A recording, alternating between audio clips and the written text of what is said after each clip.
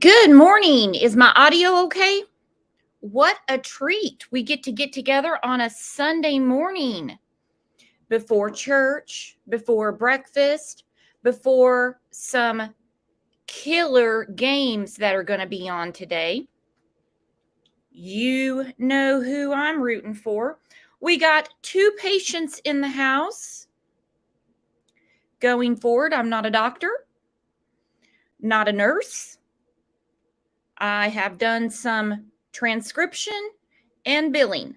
This is not a medical show at all, but we have 2 patients in the house. Christina has the flu and Kat has strep. And it's not contagious when you're in the chat, so we don't have to worry about staying away from Kat or Christina.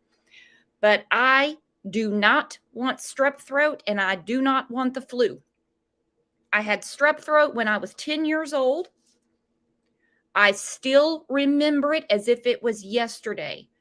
God, it was horrible. It was horrible. I had the flu in 2010. I had the flu shot that year.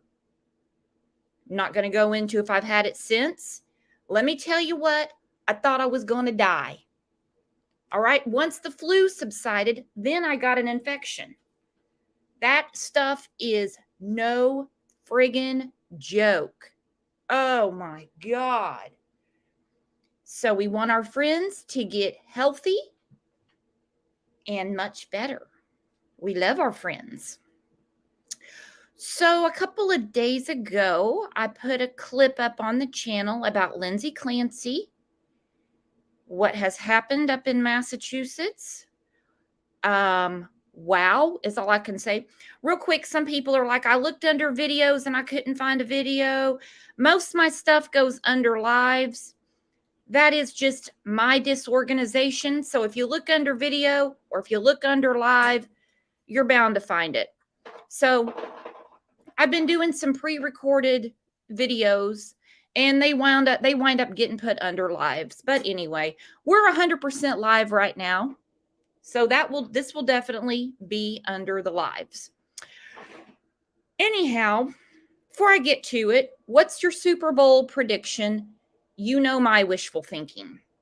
Who do you think it's going to be? I'm thinking Eagles and Chiefs, but we'll see. We'll see. I'm rocking my Chiefs stuff every day this week. I haven't let you down. Even for the members live, if you saw that, I had a special guest up there with me that didn't have anything to say, but I had my Tony G jersey on. Sunshine Cowgirl is here to hurt my feelings. She said Cincinnati. That's okay. I can take it. I'm a big girl. Rowena's here to hurt my feelings. She said the Bengals. Again, I can take it. I'm a big girl. Rexy doesn't watch football. That hurts my feelings. That's okay. I can take it. I'm a big girl. You know where I'm going with this. Shep made it in. Me and Greg are thinking the same. Eagles and Chiefs. Christina, my son, is a die-hard Packers fan. He's a little irritated with Aaron Rodgers now, but that's okay. When the last time the Packers won the Super Bowl, we had a landline. My phone was ringing off the hook. I hear him on the phone, on his cell phone. The landline's ringing off the hook. People were calling to congratulate my son as if he played in the game. He is a die-hard Packers fan. Every year for his birthday, for Christmas, I start sending him Packers stuff. And this year he's like, yeah, I think I'm okay on Packers stuff, as if it's a necessity. Oh, thank you, Kat. Kat said, whoever you want to win is going to do it, Brooks. Corey said, the Bears. Well, maybe next year. There's always next year, my friend. There's always next year. There's always next year for the Cowboys, too. My oldest son, that is his team. The boys, man. He loves the Cowboys. All right. So a couple days ago, I put this video up about Lindsay Clancy. I said in the video that Christina, who is sick with the flu and loves the Packers, it's a bad day for Christina. She has the flu and the Packers aren't going to the Super Bowl. she said, how can this be? And I start reading this article and I was like, holy hell. Oh my God, about Lindsay Clancy. I'm going to go through the story. Her husband, Patrick, went to pick up some food Tuesday night. People immediately started saying, well, why did he go pick up the food? Why didn't he just have DoorDash deliver it? Hell if I know. Maybe DoorDash didn't have enough drivers. Maybe they said it's going to be 2 hours. They've got hungry kids. And he said, hell, I'm just going to go get the food. I don't know. He was gone approximately 25 minutes. He rolls up into the driveway to find his wife in the yard. She had jumped out of a second-story window. Ryan said, where is Duxbury at? Outside of Boston. We got 2 cases outside of Boston, outside of Beantown. Anna Walsh and Lindsay Clancy. She's in the yard. It was obvious, I guess. She had thrown herself out of the window. He had no idea what had gone on inside the house. He gets neighbors. He calls 911. All hell had broken loose. Their 2 oldest children, Cora, who I believe was 5, Dawson, 3 years old. She had strangled them. They were inside dead. This all happened in 25 minutes. Their baby, Dawson, was still alive, but hanging on for life. Lindsay's still in the hospital recovering from her injuries. From what I've heard, the most recent is she still doesn't know what's going on. Again, I'm not a doctor. I'm not a nurse. I'm the one that says the internet has done us no favors by putting any sort of medical or legal anything on the internet. You guys know what I'm talking about. We have a whole new breed of hypochondriacs now because you can look anything up. And we have a lot of Google lawyers. I had one in chat a couple of weeks ago about Idaho. I got the all caps. I Googled it. Like I never thought to Google anything. But anyway. So no. My medical advice is call your doctor. My legal advice is get a lawyer. That's all the help I got for you. So I said in the video, if we need to do a live, we'll do a live. Well, comments were lit up and I was going through all these different articles. And lo and behold, what did I see in the comments? But some people whose names I did not recognize, thank the Google gods, because I was cherry pissed. They said, oh, so because she's a nice suburban wife, she can use postpartum, but Leilani can't. Well, then I was a different shade of cherry pissed, if you know what I mean. Oh my God. All right, so since Tuesday night around 6 o'clock, the baby, little Callan, passed away on Friday from his injuries. He did die. The medical examiner called the DA and told him. Now, she has been charged with murder.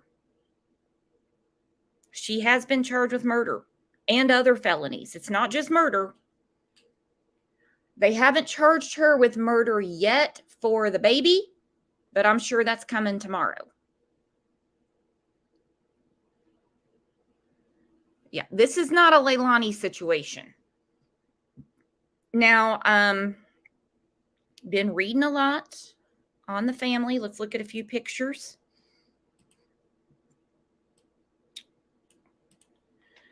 There she is when she was pregnant with the middle child, Dawson, I believe. There she is at the beach with the oldest 2.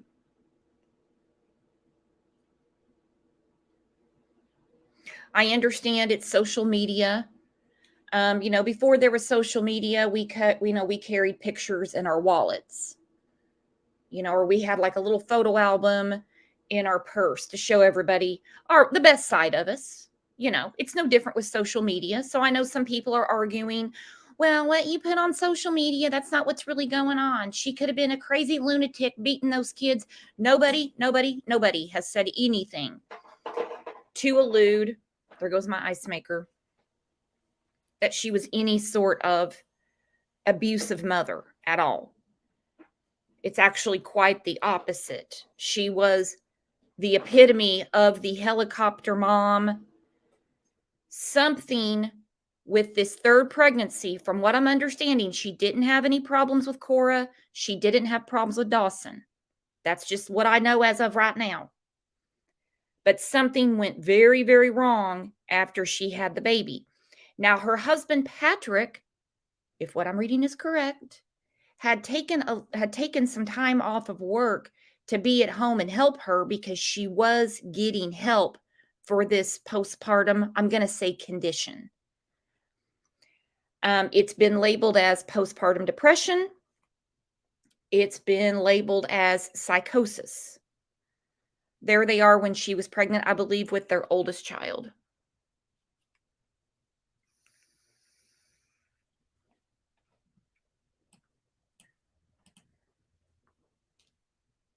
There she is with her husband. And this is the picture that is her cover photo still when they brought the baby home. This is all three of the children together. Imagine being her husband. You go out to pick up a bucket of chicken.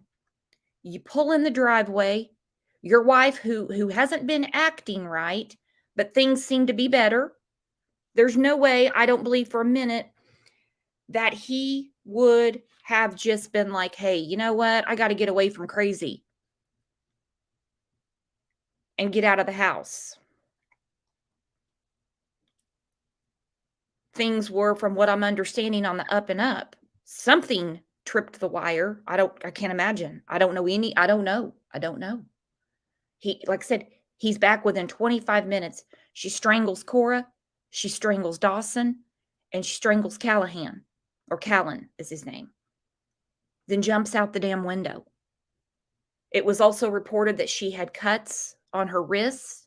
I don't know. Lala wants to know if postpartum is treatable. Yeah, a lot of women have it. I didn't know anything about it. I honestly didn't.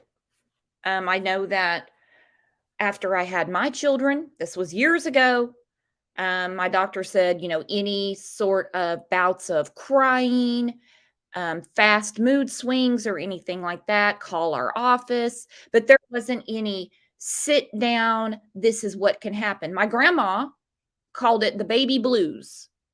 She said, well, you can have the baby blues. My mom talked about it.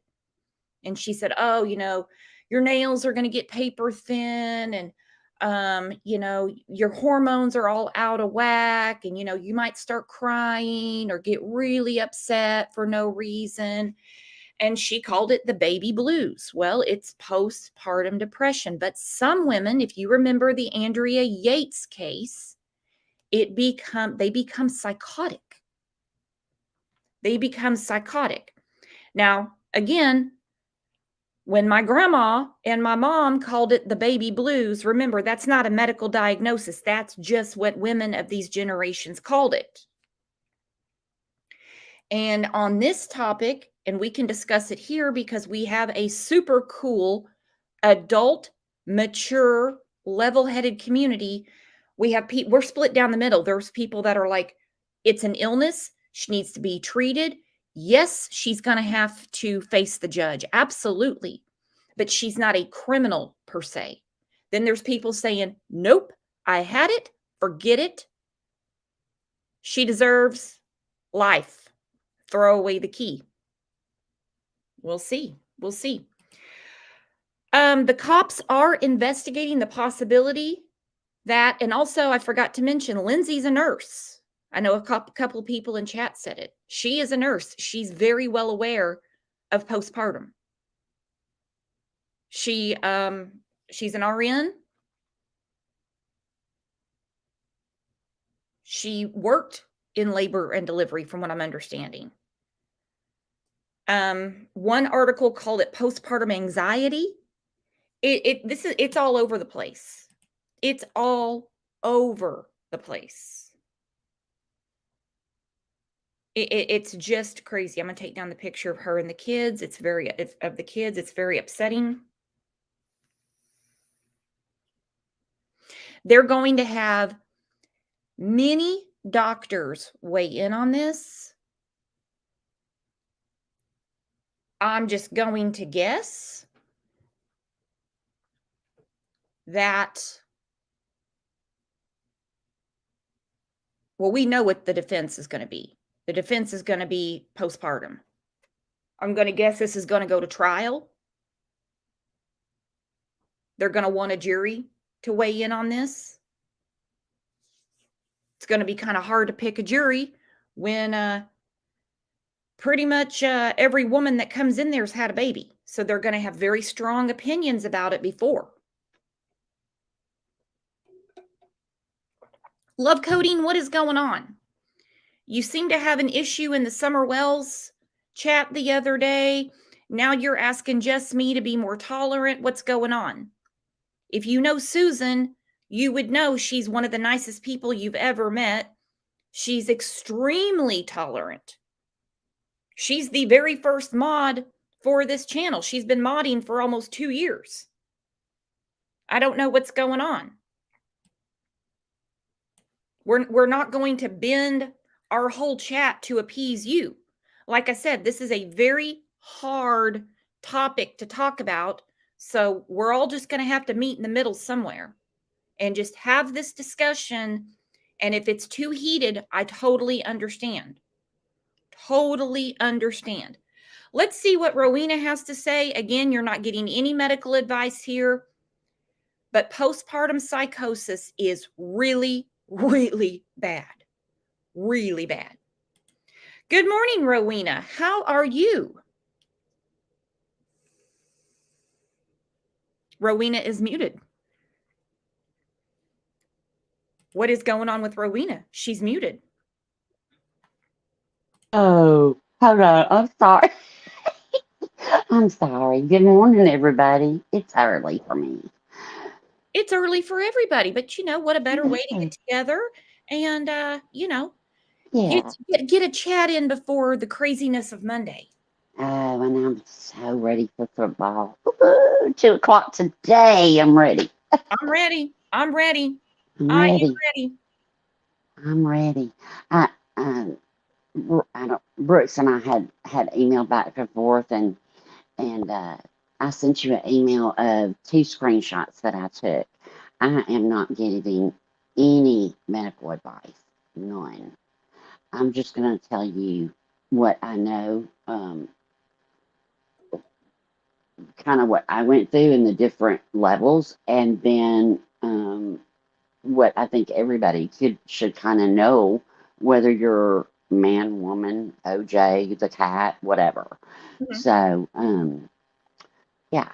So I'll let you ask the questions, Brooks, or Well, I don't know where you want me to start, or she was receiving treatment. Now, I don't know what that treatment was. Obviously, there was some medication involved with the treatment. yes, Um, I know. I mean, I've had some really very, very touching stories sent to me via messenger, email, in comments. I couldn't imagine what some women have yeah, gone through with this, because you carry your baby, you love your baby, you love your other children, then something happens after the second, the third. Now, Andrea Yates is a different story because they were warned by a yeah, doctor to quit having kids, that right, it could possibly develop into a psychosis, and it did. Rusty is an idiot. I'm sorry. I shouldn't say that, but come on. You had a yeah, doctor tell you quit having kids. Now that right, did not happen in this, but the psychosis, from what I'm understanding, develops into hallucinations, delusions, to a point where they think they're saving their own children. yes. that's where like the different levels come through. And baby blues, yeah, that's I mean, it's a layman's term, but yeah, baby blues are very real. Usually they go what usually they hit about the third day. Not to embarrass anybody or whatever, but it's usually, when women's milk, comes in, it's on the third day. You have this huge hormone rush. My husband went to the laundromat and the bank, and he was gone a couple of hours, and I held my daughter and I cried. Like, her clothes were wet. I cried because I told her, I was like, your daddy has left us and he's gone to the bank and he's taking money and he's not coming back. And so my husband came home with roses and I really cried. So that was just the baby blues. Okay. Lasted a couple of days, didn't have to get therapy, didn't have to get medication. Postpartum depression, that's a little bit more severe. That can take on medication. This can even happen. I know people call it postpartum depression, and it is real, or PPD. Okay, but you can also have this while you're pregnant because you have body changes, you can have financial changes, you can have significant other strains put on the relationship. A lot of domestic violence can happen during pregnancy, things like this. So that's when people can go talk to a therapist, go to get on medication, things like that, even when they're pregnant. And then it's elevated um, to the postpartum. So you have postpartum depression. Then you have what's called postpartum psychosis. And thank God it's not as common. Postpartum depression can lead into postpartum psychosis, and it's very real. There's not a magic pill that can take it away. There's not a magic therapist that can take this away. Yes, I understand that she was getting help. Um, Maybe it wasn't the right medication. Maybe it wasn't the right therapist. And I will say, and I'm not making excuses, please understand. Uh, Nurses were horrible. We do not practice self care. We don't. Until we bleed out of our eyes, we don't take care of ourselves Mhm. as a whole. Okay. I know she was getting therapy. I know she was getting help. And that's good. I know her It needs husband's to taken be off work. noted. It needs to be noted as well, and this is one of the arguments people are having. The baby was not newborn. The baby's 7, 8 months old. It So, doesn't have to be. okay. This can come on. The psychosis part can come on as late as 4, 5, 6 months after you deliver. So if she was having postpartum depression, it's like, okay, the baby blues, if it goes on for more than 2 weeks, go see somebody. If the depression, if it's not helping, the medication, contact your doctor, contact your therapist. If it crosses over that line, it can go into psychosis months and months and months and months later. It can. This is very real to these moms. Okay, it's so real. I took care of one patient that was truly in a psychotic episode, and it scared me. It scared me bad. Um, she, yeah, it was bad. Can But you describe they it without giving out any names or anything? What does a psychotic episode look like I postpartum? can't. Okay, she was brought in by the police. Um, uh, she had not hurt her child, but made was not talking right. Many times, they will see. It's terrifying. If you can think of Bushy going after your children, Mhm. okay, or the devil, or a demon, they feel like they're protecting their children by taking them with them. This is the difference between Leilani and Lindsay. And that's Okay, the only case crossing I will do. Right. this one. And That's it. the only That's different. the only Leilani does not. She stays way over here to the left. that Lindsay is only totally reason different. the only reason I'm saying that is because I have seen more than a couple of comments of people saying that's what I think happened to Leilani. And I'm like, now No, come on. no. She was She's all the way to the left. she was already in trouble for Yeah. child abuse. This is different. Yeah. These are moms that you would look at and you'd be like, what a great mom, what a great person, what a great wife, what a great, and really we don't know what will flip. You know what I mean? What will trigger that. But these moms, even they smell. Okay. My patient, um, she could smell blood.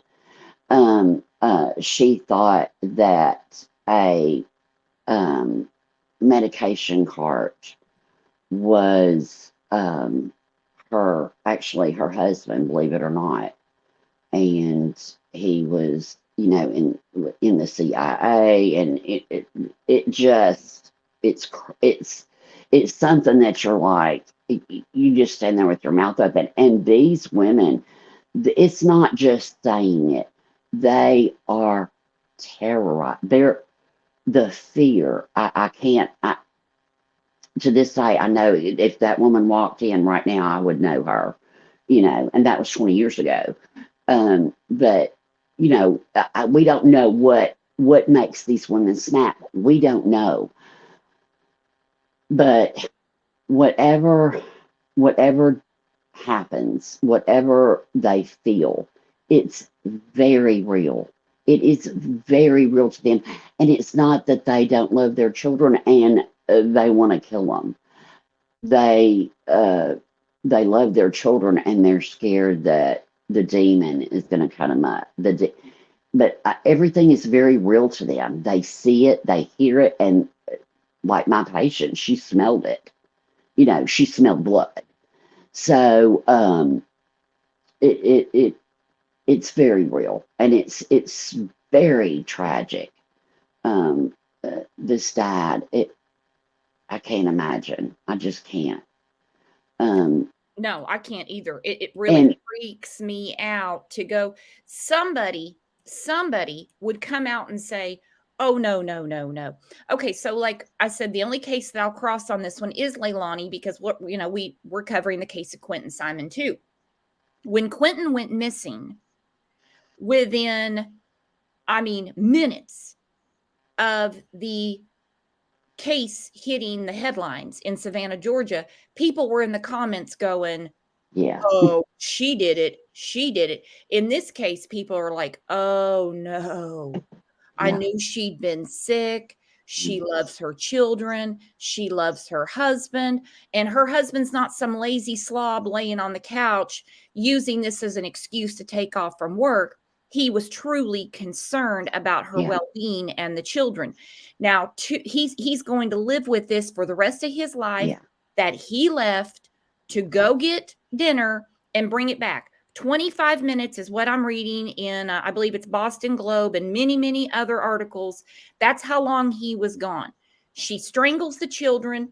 I think she tried to do something else to herself too, and she jumped out of the second story window. yeah, I understand she's awake, but she is still in a state of psychosis. yeah, yeah. Uh, one other thing that's really common, that they've looked at and studied is kind of what they see, and that's where the demons and the devil and the uh, gonna eat their children, and it's very interesting. This is it's tragic, but And I'm going to be honest, I can't understand it because I've never been through it. I went through yeah, bouts of crying, hmm, angry for no reason. I went through all of that, and somehow it adjusted itself. And I've heard these stories, And then we have the super extreme stories like Andrea Yates and now Yep. Lindsay. And there's been others in between. It affects rich, poor, middle class. And I think what's really got people about this one is like Andrea, she had resources. Mm. She's educated. She's an educated woman. She is a nurse. I mean, and I know But that, nurses and doctors they're not the healthiest of people. but mental health does not discriminate. We don't know what kind of medication she was on. We don't know if it was working. We don't know. Like I said, there's no magic pill. There's not. So, yeah, mental illness. Another thing is they think maybe if the person, and I know she didn't have any problems with psychosis with her other pregnancies, but if she had some postpartum depression, if people that are bipolar, they have a higher risk for this. Patients that are schizophrenic, and if you think that people don't have children because they're schizophrenic, you're wrong. I mean, people get pregnant every, some people don't need to have children and they get pregnant. Hang on. So that, Lauren, we don't give medical advice here. no, I'm not doing no that. Lauren says there's no magic pill because it's all in the mind. Lauren, it's been proven time and time again, many, many studies, that there is a chemical something going on in a woman's body. I don't know if you've had children, Lauren, or anything like that, but when your hormones are out of whack, it's not just in your brain. And we cannot tell women that it's just in their mind when they are suffering from these symptoms. We cannot shame people like that. The reason that we have a mental health crisis on our hands is because so many people say, slough it off. It's just in your mind. Back in a long time ago, a friend of the family, she had all kinds of health complications. And they basically said it was anxiety. Well, it didn't take long for her circle of friends to deem her as cuckoo. She can't handle her own life. What's wrong with her? Now you go to the doctor and they ask you, how are you sleeping? Have you had any of these thoughts or feelings in the last couple of weeks? It's a real thing. We can't go back to 1970 and tell people, listen, this is all in your head. And I know there's some people that they prescribe to that. And some people say medication doesn't work. I've had to do this. Well, you had to do something.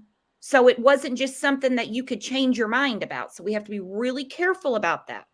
Really careful about it. And I'm probably going to get a lot of hate and I don't care, but, yes, she did this, but I just know from people that are in here, that are in the community, we all love our children. These cases tug at our heart because we do. We relate to loving our children. And I think that her husband, I think that he very much loved his family, and that's why he did take off. He knew something was up. Did he ever think this? No. So no blame, no shame. When we start shaming people, then that's when we have a bigger crisis on our hands because people won't start coming forward. Women won't get help. And that is dangerous. That's dangerous. Mhm. So we definitely have a mental health crisis on our hands, and I hope it gets better, but I don't know. Lauren, So lifestyle change, negative people, we need to know it's possible without Pfizer. I yeah, agree with that 100%. I hate the take two of these and call me in the morning mentality, right. because there are some things, and I don't want to get off on that tangent. Not some things are people need to just kind of change the way they do things. Okay. Yeah. This is a totally different situation. Let's look This at what is the police said. Let's look at what they said, okay. because whether we're sympathetic to her and her husband or not, the powers that be in Massachusetts are charging her with murder. We know what the defense is going to be. So let's just see how this is going to play out. They're not going to back away from this murder charge, because the legal definition of what she did, regardless of the backstory, is murder. So we can't forget that either, which is why it's even more important to check on each other. And this husband, some people will disagree with me, he will never get over going to get that bucket of chicken on Tuesday. Mm-mm. The Duxbury police received a 911 call for a report of a suspected attempted suicide of a female resident who had jumped from a window at the home at 47 Summer Street. Upon arrival, Duxbury police and fire located the woman, and she was treated on scene and transported to a local hospital for treatment, where she remains at this time. She's been identified as Lindsay Clancy, age 32. First responders subsequently located 3 children in the homes under the age of 5, unconscious with obvious signs of severe trauma. A 5-year-old girl and a 3-year-old boy were transported to Beth Israel Deaconess Hospital in Plymouth, where they were pronounced deceased. They've been identified as Cora Clancy and Dawson Clancy. A 7-month-old infant boy was med-flighted to Boston Children's Hospital, where he remains for treatment as we speak. Now, I put it on the screen. I put it in the chat. When this news conference happened, the baby had been life flighted. The baby was hanging on. The baby passed away on Friday. So just know that. The baby has passed away. Duxbury police contacted the state police assigned to the DA's office, and the investigation commenced. The state office of the chief medical examiner took jurisdiction of the deaths, and they will ultimately determine the manner and means of the death of the children. Preliminarily, it appears the children were strangled. Since 6/11 last night, when the Duxbury police received a 911 call at 47 Summer Street, to this very moment, investigators with Mass State Police, Duxbury Police, and other first responders in our office have been working this case around the clock. As a result of information gathered during the course of the investigation, we developed probable cause, and today are seeking and obtaining an arrest warrant out of Plymouth District Court, charging 32-year-old Lindsay Clancy, the mother of these children, with their homicides. Lindsay Clancy, as I stated, is being treated at a Boston hospital. As soon as able, we will be arraigning her on the 2 charges of murders and the deaths of her children. As stated earlier, this is an active and ongoing investigation by the Mass State Police and the Duxbury Police.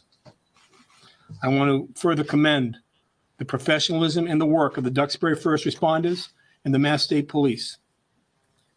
I'm sure many of them will not forget what they saw last evening, and I think we should all be grateful to the men and women that put a uniform. That is something else. I saw one of the neighbors on the news. The guy was visibly shaken. I know Patrick, her husband, he made a statement not on camera, and he said, we also need to really be thinking about the first responders when they went in the house and they saw the scene. I couldn't imagine. You come there for an attempted S call, and then you see the unthinkable. They think they're dealing with a postpartum woman who tried to hurt herself. All of this went down in 25 minutes. I'm really glad he brought that up, because our first responders need to be thought of too. Not the bad ones. I know some people are like, you can't say back the blue no matter what. I don't. The good ones. I couldn't imagine. You couldn't, there's no training for that. There's no training to see that scene. None. That are willing to do this difficult and challenging job. When something like this happens, there are obviously usually more questions than there are answers. As we proceed forward, we will give answers as we can. But we have, as I stated before, need to continue to do our job to put a criminal case together. So therefore, nobody's here to speculate. Nobody's here to talk about any motive of individuals. We're well aware of the fact that anybody charged with a criminal crime is presumed innocent until proven guilty beyond a reasonable doubt in all of our cases. This is an ongoing investigation, and certainly our heart's condolences go out to the Clancy family. I cannot begin to fathom the expressive, the pain, the depths of pain that must be going on. With that, I'll turn this over to Chief Carbone of the Duxbury Police. Chief Michael Carbone, Duxbury Police Department. As we continue to investigate this painful incident, I'd like to thank the Massachusetts State Police, the District Attorney's Office, and the Duxbury Fire Department for their help, and the many other surrounding agencies for their support and their offering of resources. The Duxbury Police Detectives, along with the State Police Detectives, have been working nonstop and will continue in the days, weeks, months, or whatever it takes to get answers and to hopefully come to justification of or reasoning of what's going on here. Again, I just want to extend my gratitude to the many agencies. Thank you. Chief? You can tell he's beside himself too, because there's no other way to charge her. It's murder. Now, when they get into the courtroom, they can get it figured out. If they say, nope, balls to the wall, this is murder, forget it. I don't care that she was sick. She spoke publicly on her Facebook about her struggles with this. She was aware. She was aware of it. So what went on Tuesday, I don't know. It seems from what I'm reading, things were getting better. She was responding to treatment, whatever that treatment was. I don't know. It's absolutely unthinkable. And, could you imagine looking at this man saying, you've lost your 3 children when they talked to him after the baby died on Friday. Your wife's in the hospital, but we're going to have to charge her with murder. She may, with the right jury, spend the rest of her life behind bars. Murder 1 means you don't get to do laundry. You don't get access to the library. You're in there 23 hours a day. You have an hour to get a little bit of sunshine and shower with a sliver of soap, with 1 squirt of cold water. That's what you get for the rest of your life. Some deserve it. There's one that pops into mind. You know who I'm thinking of. I don't know. This is a new case. As it stands right now, guys, what do you think her punishment should be? This isn't a multiple choice, yes or no. As it stands right now, what we know in this little bit of time, what do you think her punishment should be? Andrea Yates she comes up for, I'm going to call it parole, to be released from the hospital. And every time, because she has been under treatment for so long, she says, no, I deserve to be here. She won't leave. And I don't know if it's because mentally she can't deal with what she did. She knows what she did now. One thing that got me about this press conference is a lot of times we see chiefs of police and detectives and FBI and all that, but we see that they're angry. They're like, we are going to get justice. Justice will come. We didn't hear that from him. He almost didn't want to. He almost didn't. It's kind of like me right now. It's like you don't want to say, I'm going to get these children justice. It's like, because it's such a tragic situation. Mm-hmm. And they, if we've all looked it up, and I'm sure a lot of people in here have, the psychotic aspect, you can be doing great. You can get, be out of bed and you don't have to have somebody shower you and all these things that go along with depression. But something, and that's what we don't understand, is what flipped that switch. Mm-hmm. What turned on that fear, that terror that you had to save your children. And honest to God, I don't know what I would do, but I would do everything to save my child. And they think it's very real. even though it is so out of our normal logical thinking selves, by the grace of God, that is not me, because anybody, anybody can have a psychotic event. And, so going with the news conference, but I just thought that was very telling that he didn't have the anger, we're going to get justice for these babies, we're going to go to, lengths to, yes, they have to investigate it. Yes, she committed and murder. they said they are investigating Yeah. the postpartum side of it. That doesn't mean she gets to go home and have more babies. No. That does No. not mean that she goes back to work and goes about her normal life and she gets better as if this never happened. Don't think that No. for a minute. And I'm with a lot of people in here. I'm gonna straddle the fence right now. Something could come out that things weren't so chummy behind the scenes. We don't know yet. As it stands right now, everything that's come out is her in-laws are mortified. They're standing behind her 100%. Of course, her parents are.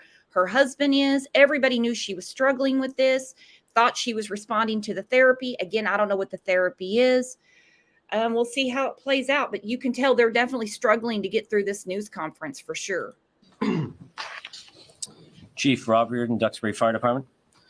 On behalf of the entire fire department, our thoughts and prayers are with the victims of this tragic event, their family members, and all the members of our regional public safety community who responded. Tragedies like these are always difficult to comprehend and process. We may be left struggling with many emotions. Please know that all public safety personnel have been offered and will continue to be offered needed support. To all those who responded, we care about you. If you or a colleague are in need of support, please reach out. I also want to thank the citizens of Duxbury and surrounding communities for the extraordinary care and compassion they have shown during this very difficult time. Thank you. Even without knowing the family, this is a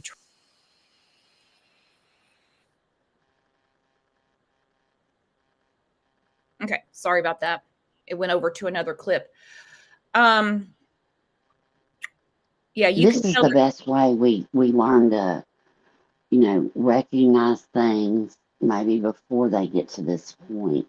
The best way to learn is to discuss it, to ask questions, to try to have some understanding. Right, right. And I know there's, their conversations saying, look, if she was just some poor mom, and she has, 10 kids with 10 different dads, nobody would give a shit. That could be true too. That could be true too. We are harder on some people. We are, that's for sure. I think in a case like this, when you hear the backstory that this, any woman, and women are harder on women. We've been around enough women to know all the games, right? Yeah. We were in middle school. We know. I'd rather work with 60 men than 60 women all day long. We eat our young. I'm telling you, I know that's I shouldn't have said that. I'm sorry, that was inappropriate. But that's what we used to say at the hospital. We were like, good Lord, they get out of nursing school and it's like, the old nurses, it's like, come on, help them out. Don't set them up for not wanting to come back or failure. But it is real. It's very real. It's very sad. It's very hard to understand.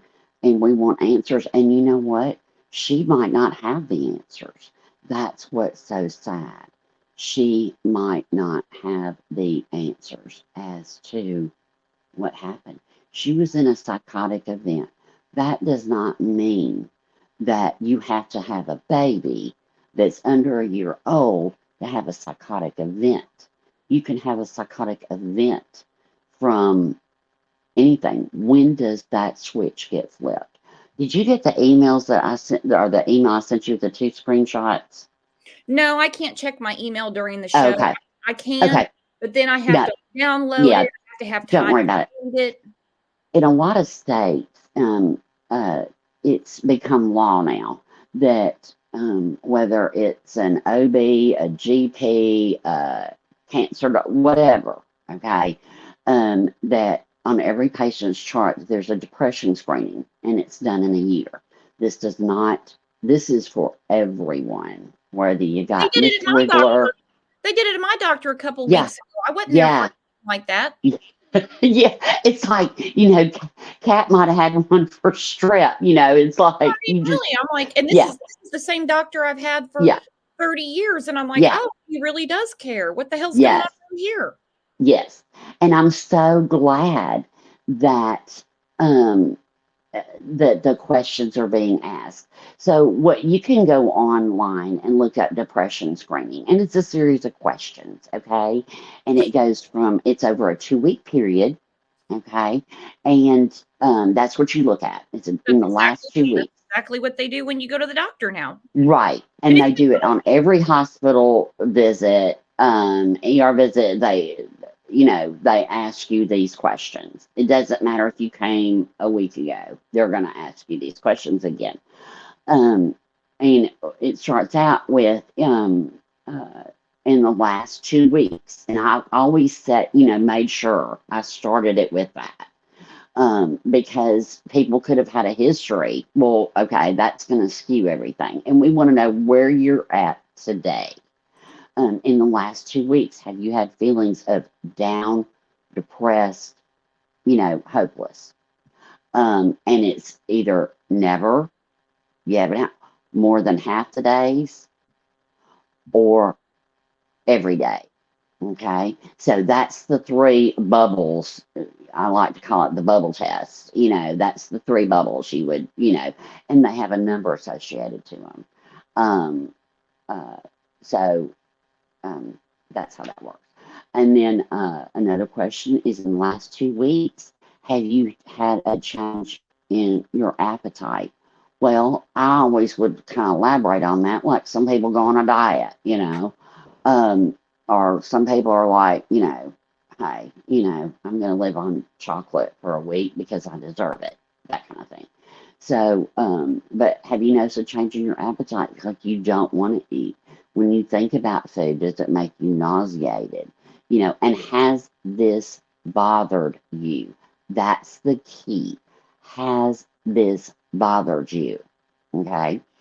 Another question is, in the last 2 weeks, have people noticed that you're slower, walking, talking, or are you more fidgety and restless more than usual, and has it bothered you?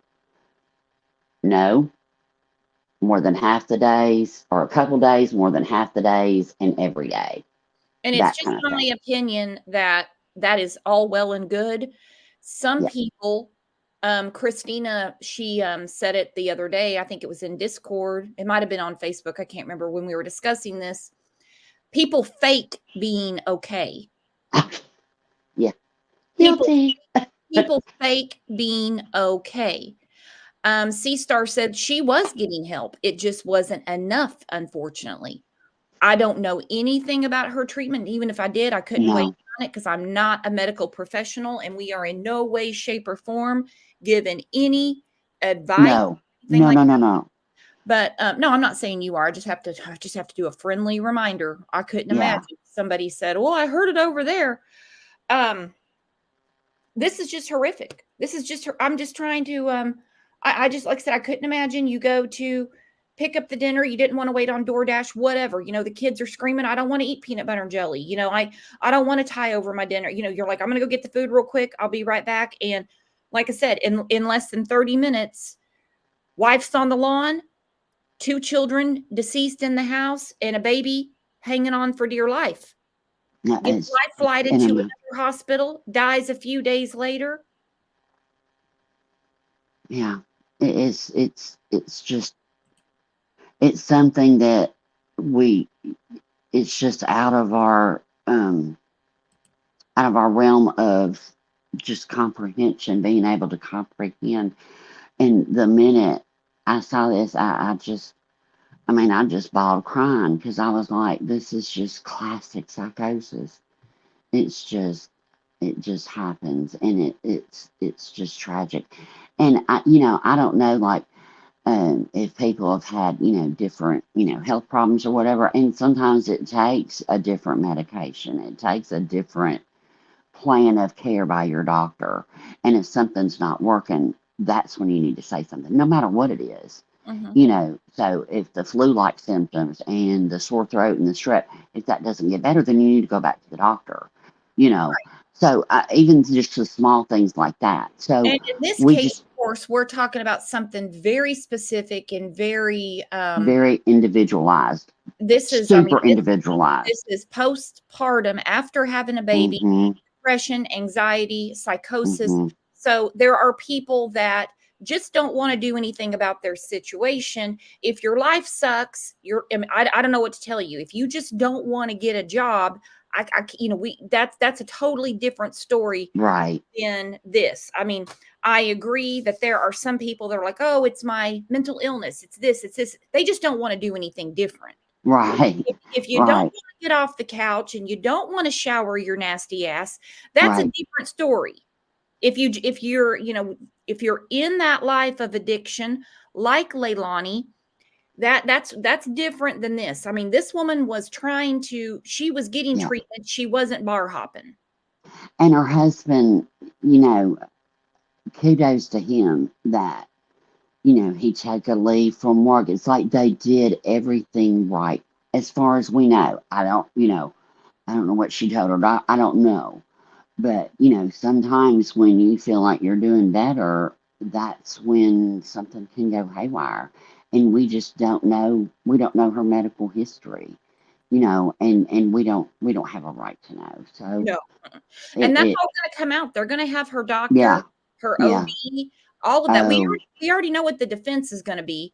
I mean, yeah, we knew it. I mean, from the first headline, we knew it from yeah. the first headline. She was not shy to talk about what she'd been going through, and a lot of what she said was to make other women aware that this can happen to anyone. Yes, it can happen to anyone. And that's why I say, by the grace of God, it can go so bad so quick. And that's why, even when you're pregnant, your hormones are just completely out of I mean, good Lord. But that's why they do these screenings even before you deliver. They So do now. They haven't yeah, always. I know they didn't when I had my daughter. They I didn't mean, do it. I'm in my 40s, and of course now we have social media. In the 80s became 24-hour news where they would push stories out, whereas before things were just kept within families. Yeah, People didn't know. So and you like didn't talk about. There was a phobia. You didn't discuss that. It's like you don't. We don't talk about that. There was a we need to lot get of to a that. happy medium where you can discuss it and people get help for real issues, but not taint it for hmm just the lazy asses. Then Yeah. you have these people, like I said, I really wish on the internet they would kind of curtail some of this stuff, because you've got people that will just go out there and shop for a disease that they know they can live with just to get sympathy off the damn internet. I had to Oh kick yeah. one out of our damn community. Every day she had a new disease. Mm, yeah. And that could be a whole different mental illness too. I didn't know my mom was. You kicked my mom out, but that's a whole nother story. No, But it wasn't your mom. It wasn't Rowena Senior. All right, let's look at what this clip says real quick, and then we're gonna discuss the husband. And he came out yesterday speaking about he forgives her and he wants everyone else to forgive her. So let's look at this first. A horrific story. A young mother now accused of killing her 2 young children and critically injuring her baby at their home in Duxbury. And here to help us talk about this, talk about the shock from all of the details on this, is Dr. Manuel Pacheco, a psychiatrist at Tufts Medical Center. We're glad you're here. We're glad to talk with you about this to try to help process it. Hey, Doctor. hey, doctor, great to see you. And thanks for your time. And let me state the obvious. There's still a lot that we don't know about what happened last night, but the details that we do know, and we have so far, are devastating. We have a 5-year-old girl, her 3-year-old brother, both strangled to death, a 7-month-old boy airlifted to Boston Children's, and then their mother trying to take her own life, jumping out a window. It is in a package a nightmare. So what kind of support will this community need, especially in these first few days? Okay, I'm putting up Pat's comment. This is a little bit of what I was talking about. Like I said, I'm in my 40s. My mom called it the baby blues. My grandma, who, if she was alive, she would be pushing 90 now. It was just something not discussed, but amongst the women, they would say, well, now if this happens or this happens, you're going to have to, do something about it. Pat said in 1958, my mom was given shock treatments to fix her postpartum after I was born. This has been a real problem for since women have been having babies. Yeah. And I'm so glad that, women can openly talk about it. And I'm so glad that husbands are included in that plan of care, in that education on what to look for. Because when you're laying in the bed and you can't get up and you can't eat and you can't take care of your children, and you're what is called clinically depressed, you can't get in the shower, you can't take care of something, it's like they know what to look for now, Now they have paternity leave. yeah. My son was talking about it when over Christmas, and of course I'm on my son and daughter-in-law to have a baby, and he's in the military, and he was talking about how long paternity leave is now. That was unheard of when I had children, and that wasn't that long ago. I mean, my children are adults now. No, my husband went to work the next day. Yeah. He's like, I only have this much vacation time, and we're going to Arkansas this summer. I got to save my vacation time. It was not, no, that's not what was done. And now there is paternity leave. Mm-hmm.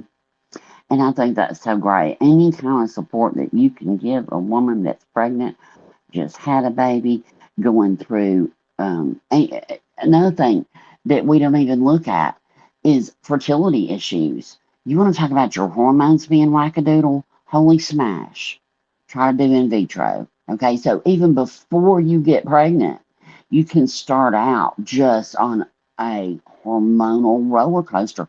And I know people are like, oh, hormones, yeah, whatever. No, this is, we say hormones, but it's a chemical. Your hormones are a chemical, and when they are imbalanced, it can cause problems that snowball and snowball.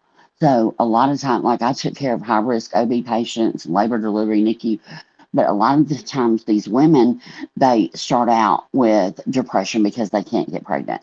So let's start on hormonal injections that your husband has to give you every day. So then you have to go through in vitro, and did it work? And then you've had a loss, and then you finally get pregnant. It's just, and these are people that love and want their children, but they can become, anybody can become depressed.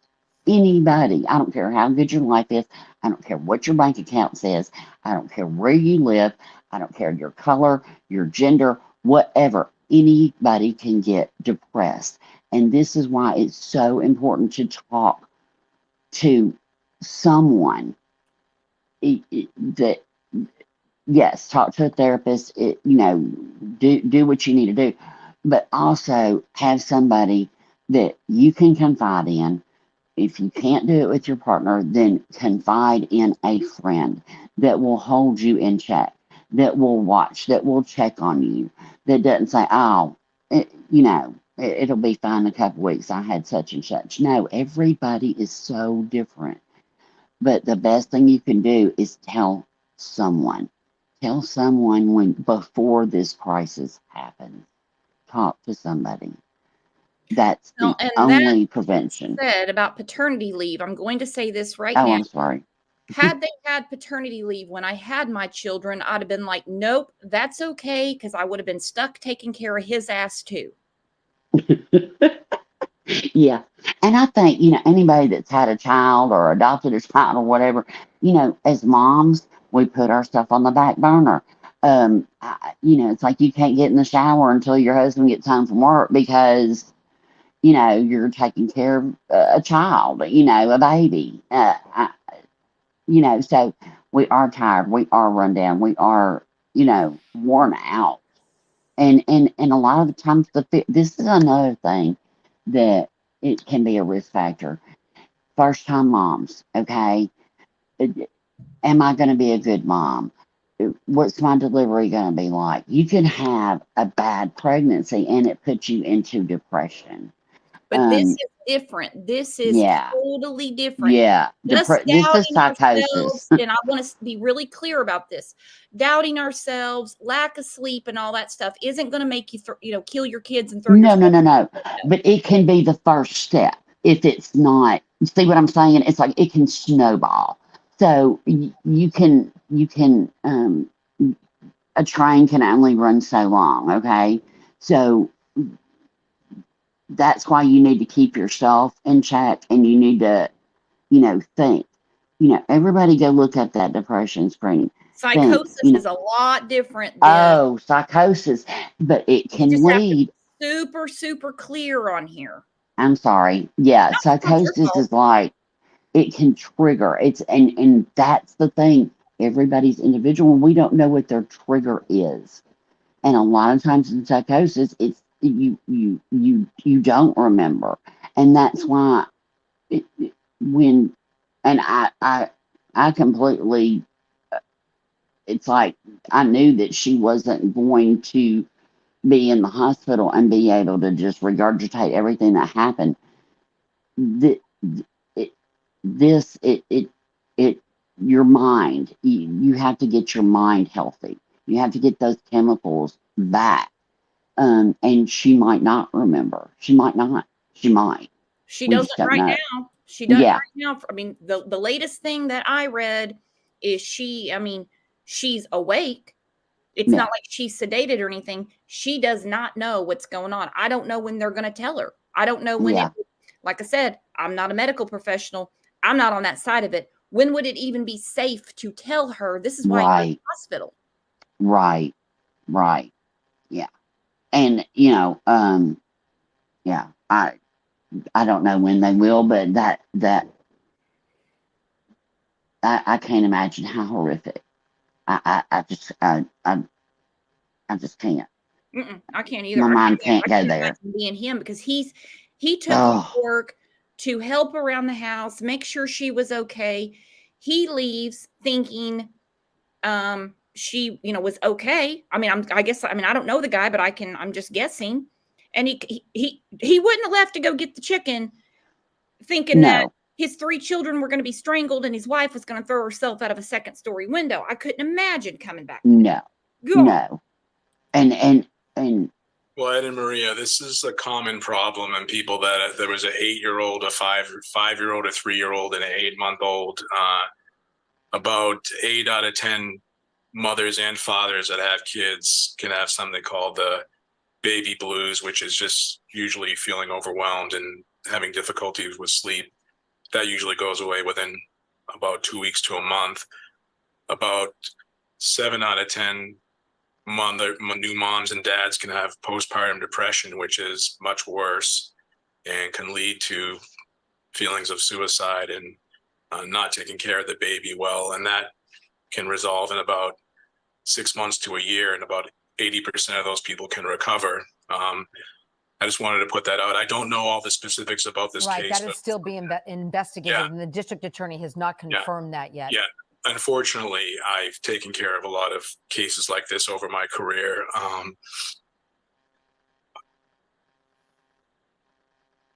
You never get over dealing with it. And,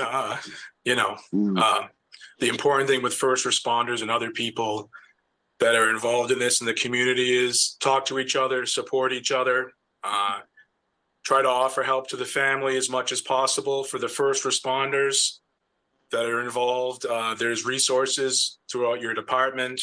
And just like everybody else, you can call the 988 hotline and, talk to your primary care doctor to try to see a psychiatrist if you need help. But here's the important thing, Ed and Maria, and I know I'm talking a lot more than you want me to, but No, we want to hear it. Suicide is a permanent solution to a temporary problem. And, we're here 24 hours a day to take care of people. We'll never surrender. We'll never give up. Come on in. We have people in the emergency room 24 hours a day to help you. Just, you're not alone. Okay. And people do these things when they feel desperate and they feel they don't have any other options. And I want to tell people, everybody that's hearing me right now, don't give up. I tell people, you come into the hospital 100 times, I'll try 100 times. And the only time we can't help somebody is when they're gone. Okay. So this is something I wanted to say the last time when we were talking, unfortunately, about suicide, but it's a temporary solution, it's a permanent solution to a temporary problem. Just come on in, because usually whatever's making you feel that way, if you come in and talk to people and spend some time with the doctors and people in the emergency room, that will pass. And we're never going to refuse anybody in the emergency room. And it's not going to be easy sometimes to deal with these problems, but we're never going to give up and we're never going to surrender. Doctor, you're emotional. We're all emotional. And the community is emotional. Strangers who don't know anything, don't know these people. Look at what you just did. We all feel that way inside. And you are on the front lines of that. And the first responders, to think what they saw. Mm-hmm. What can you say, if you can, because it obviously impacts you as well, to all of us, a big umbrella, when you're dealing with something that's so unimaginable? Yeah, we encountered a lot of this after the bombing, and I took care of a lot of people, both victims and first responders, after the marathon bombing. And the thing is just come in. You're not by yourself. We're on duty 24 hours a day, and I don't want anybody to give up.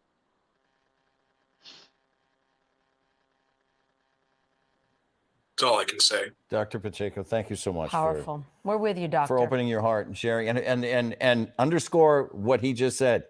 You need help 100 times. They're there to help you 100 times.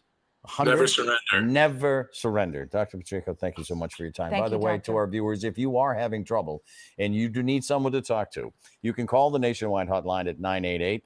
Never surrender. The life. One thing, love this chat. Several people brought up, I think I saw it first from Greg. Hello, Sluggy Sleuth. Eileen just brought it up. This is so true. People used to be around each other more. It would be nothing for a mother now to have a baby. And basically she's got her phone and that's pretty much it. People don't go around each other like they used to. There's not a sense of in-person community anymore. I've said on this show many times, like at work, if there's an issue that we're just not getting anywhere via email, text, I'm like, no. We're going to do this face to face. Like your whole body is going to be in the office. We're going to talk face to face. Let me tell you, you get a totally different person than the I don't give an F, no one's going to treat me that way that you're getting via email when you have them face to face. Yeah. And that's a big thing. That's a big thing, especially over the last few years. So much stuff can be hidden behind closed doors because we're not around people as much. Yeah. I used to have a saying, I would say, with the first baby, you get home and you pull in and there's Care Bears and rainbows. With the second baby, the Care Bears have left. The rainbows are still there. And then the third baby, you're lucky if you get a meal from the church. It's like. My third baby was lucky to get one picture of him taken. To this day, he's like, where's all my pictures and all his pictures are with his older brothers. The first baby, I mean, everything he did, I had a damn picture of. It's like they had your first haircut in your bathroom instead of going and making it a movie, with your. My daughter's 33, so we didn't have cell phones, and the camcorder was like a news crew. So, but God bless this doctor, and I really, I hope people. A lot of times we have family members, ourselves, friends, that are pregnant or had a baby, and a lot of times women won't say anything because it's supposed to be the happiest time. Well, And and it what's is. scary about this case is she did. I know. She I was know. in treatment. I know. She And was in treatment. So this situation is not and we can talk about Andrea Yates without confusing anything. It yeah, was made so clear to her husband. Now they can't take women and say, all right, we're going to take your uterus because we're going to tie your tubes so you don't have another baby, because they don't have a crystal ball. It is their right. opinion that this could happen. We're not the Minority Report here, where we can go around and change people's bodies because something might happen. I mean, Yeah. we just can't do it. Just can't do that. So But like I said, there's no magic pill. There's no magic pill. when they're telling Rusty Yates and they're telling Andrea, and Rusty's in his own world anyway. He thought when she got arrested for killing the 4 kids, she'd go to the hospital for a few weeks and come back home Yeah. and probably pop out 4 more. No. Yeah. No. And Lindsay's not gonna go back home either. That's not gonna happen. If she does get she, if she's tried and convicted and everything, she will be in a hospital. Someone in chat said she'll probably be in the Bedford hospital. Did I read that right? I'm not from Massachusetts, so I don't know. She's going to have to get an attorney. They're going to have to get her they're going to have to get her to where she understands what's going on. She's going to be in a hospital till she's competent, that's for sure. Not to mention she has a lot of physical injury. She threw herself out of a damn window. Bridgewater. Eileen said Bridgewater. So now we get to what Patrick said yesterday. Now, I'm going to kill 2 birds with 1 stone here because it's already been brought up to me. I looked it up. A friend of their family put together a GoFundMe to deal with their medical bills because she's going to have medical bills. There's no state compensation fund for her. Okay. Right. She has done this. There's no getting around. She has done this. Legal fees. He's not going back to work anytime soon. So there is a GoFundMe, and it has raised over $700,000 in the last 2 days. Let me tell you, when people put their money in something, they are very emotionally charged. Very. People are dropping thousands in this because they feel so they are very passionate about this. Okay. You look at this and you're like, holy shit. It's like we had Alana Raffield. We've talked about her case twice. And I'm like, whatever you can do, $2, $3, $5. It's not as emotionally charging for some people. Then you have cases where, people are, they're dropping the money in to help these people. This is one of them. This is one of them, but it has his statement in here. This has gone up since I put it up. The goal is $850,000. The husband did not start this. He definitely is the beneficiary. There he is with the children. His friend Matthew Glasser is organizing it. And I'm not doing this to throw shade at them, spite them, but it is an elephant in the room that has to be brought up. It says, on behalf of the extended Clancy family, we invite you to offer support for Patrick as he navigates an unimaginable tragedy. We appreciate your thoughts, prayers, and outreach in support. The GoFundMe is intended to help Patrick pay for medical bills, funeral services, and legal help. Now, pretty soon, Patrick won't have to worry about medical bills because that's all going to be paid for by the state of Massachusetts because she's about to be in their care. It could be that way now since she's been charged. I don't know.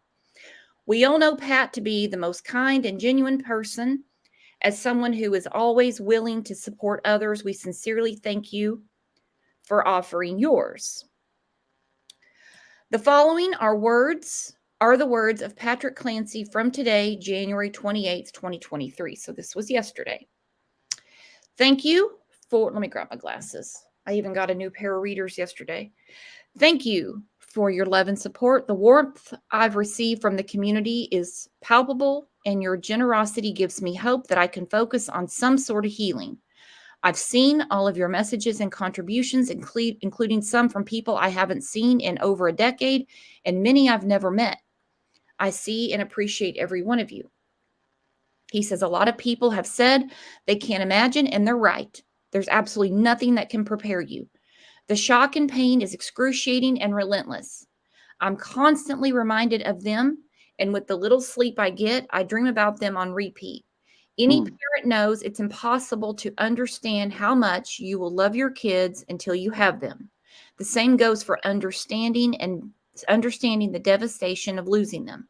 Cora, Dawson, and Callan were the essence of my life, and I'm completely lost without them. My family was the best thing that ever happened to me.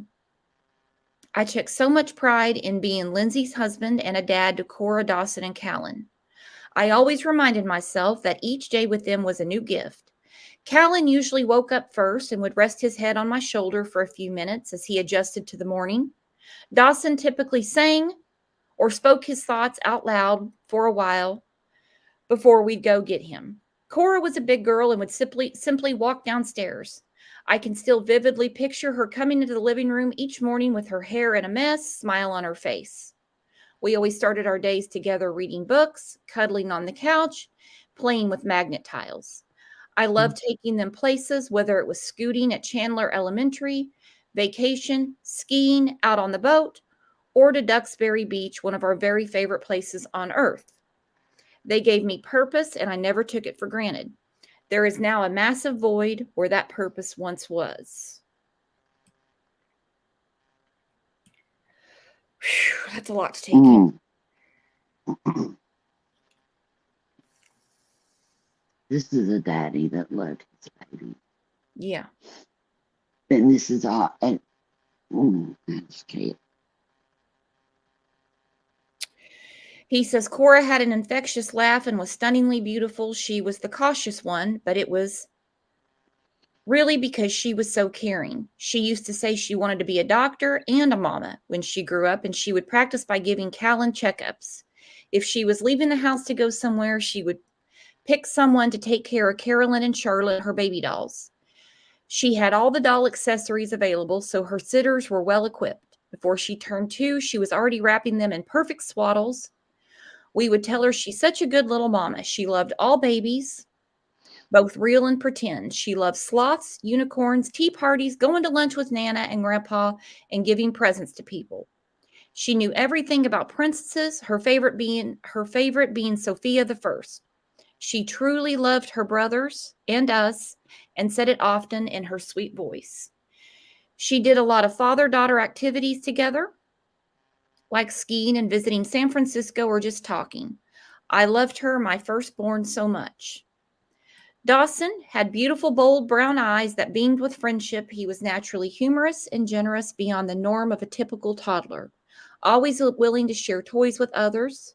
For all the love he received, he also gave back more. His best quality was his pure kindness. He loved trucks, tractors, dinosaurs, Paw Patrol, worker guys, he put that in quotes, and being outside. He was adventurous and mischievous. He enjoyed causing trouble, which he typically found hilarious. He was also remarkably smart. We also said if we didn't have enough for retirement, it'll be okay. We'll just live in Dawson's guest house someday. He would hug me tighter than most adults, and every night he told me in his consistent words at bedtime without fail, "Good night, Dada, I love you." We had a special bond from day one. He was my buddy, my first boy, and truly a gift. Callan was our easygoing child. I always said it was because he was the third child. He had to adapt. And he did easily. He was born with hardly any fuss and was by far our best sleeper. He was just incredibly happy and a vibrant baby, constantly smiling. Our nickname for him was Happy Callan. He was sitting on his own, and you could tell he was enjoying his growing independence as he would grab any object within reach. Sometimes he joined my Microsoft calls in the background, playing in his jumpy. I would keep my camera on, too proud to leave it off. He started saying Dada whenever I walked in the room. The last moment we had together was our routine. I would come up from my office at the end of the day and swing him between my legs while he laughed and smiled. If I was ever having a bad day, Callan always knew how to heal me. Perhaps that's why he held on longer, to spare me whatever pain he could. As excruciating as it was, I was fortunate and grateful to feel his warmth until his very last moment. Faith is my only hope of believing he felt mine. Callan died with enormous courage despite being so little. Maybe it was his way of demonstrating what I need to do to press forward. I'll always try to draw inspiration from him. He'll always be my little hero. I want to share some thoughts about Lindsay. She's recently been portrayed largely by people who have never met her and never knew who the real Lindsay was. Our marriage was wonderful and diametrically grew stronger as her condition rapidly worsened. I took as much pride in being her husband as I did in being a father, and felt persistently lucky to have her in my life. I still remember the very first moment I laid eyes on her, and I can recall how overcome I was with the kind of love at first sight you only see in movies. It really didn't take long before I was certain I wanted to marry her. We said I love you to each other multiple times daily as if it were a reflex. We habitually started every morning with a passionate hug, yielding a sigh of relief like we had each received the perfect medicine. If too much time passed without a hug, she'd look at me and say, "Did you forget?" We mutually understood the reality that people have bad days, but we stuck to the rule that when one of us got lost, the other was always there to bring them home, always. She loved being a nurse, but nothing matched her intense love for our kids and dedication to being a mother. It was all she ever wanted. Her passion taught me how to be a better father. I want to ask all of you that you find it deep within yourselves to forgive Lindsay, as I have. The real Lindsay was generously loving and caring towards everyone, me, our kids, family, friends, and her patients. The very fibers of her soul were loving. All I wish for her now is that she can somehow find peace. I promise I'll put all my energy into healing and rediscovering my purpose. I owe that to all of you.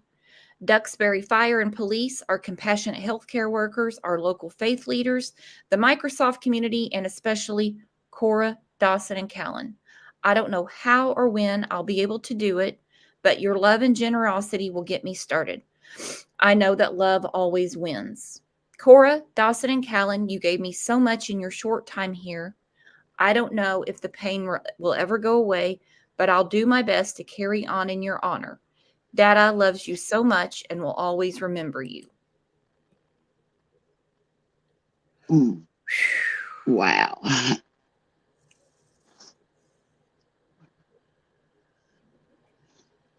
You know, but he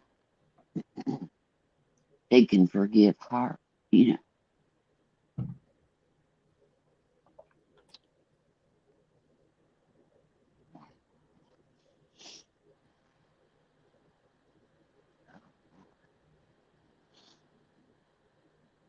Awful. I tell you what, those babies, I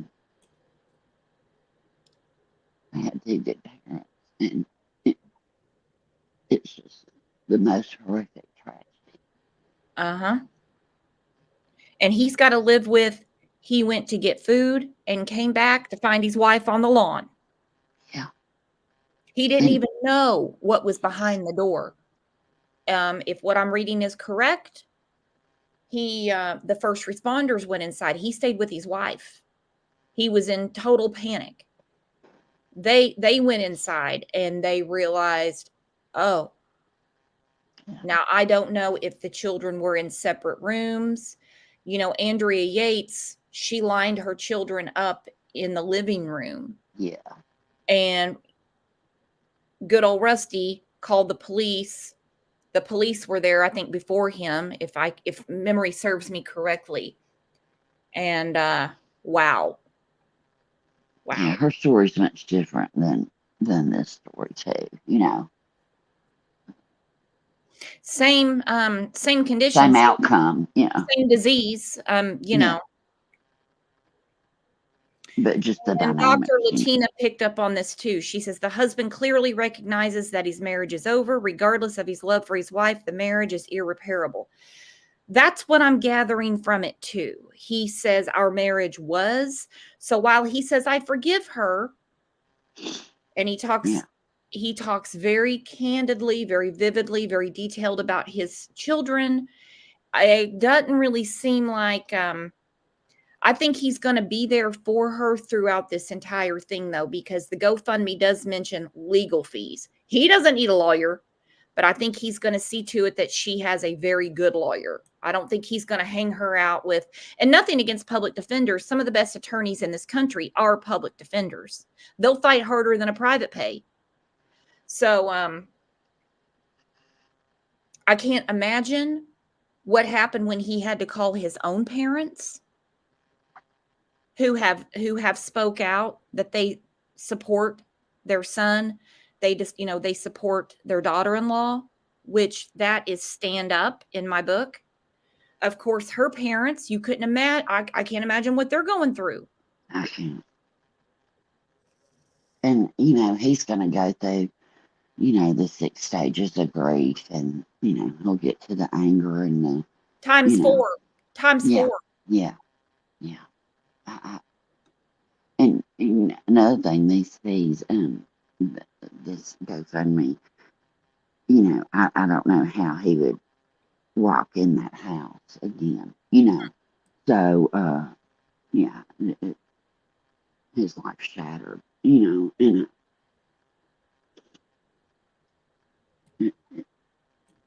I just hope everybody gets help. If you need help, reach out and get it.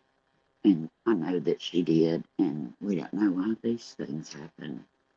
But I just can't believe that I say I can't believe, I'm not doubting him. I'm not saying that, somebody else wrote this. Like he's got a Tim Mullins for him behind the scene, Don Wells style or anything.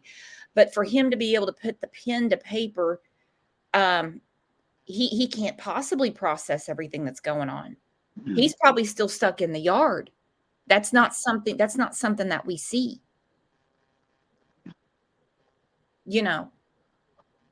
He's going to stick by her. He's going to need therapy.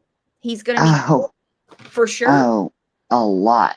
And so, are her parents and his parents, and if there was any sibling, if she has siblings, I don't know, but this will definitely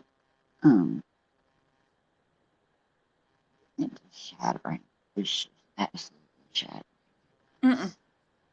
Let me And ask whoever was treating her, they'll be the, did I miss something? Did I, what I mean? Like, because that's just natural. Like, so whoever she was talking to, whoever was, her therapist or whatever, her support group, did I miss something?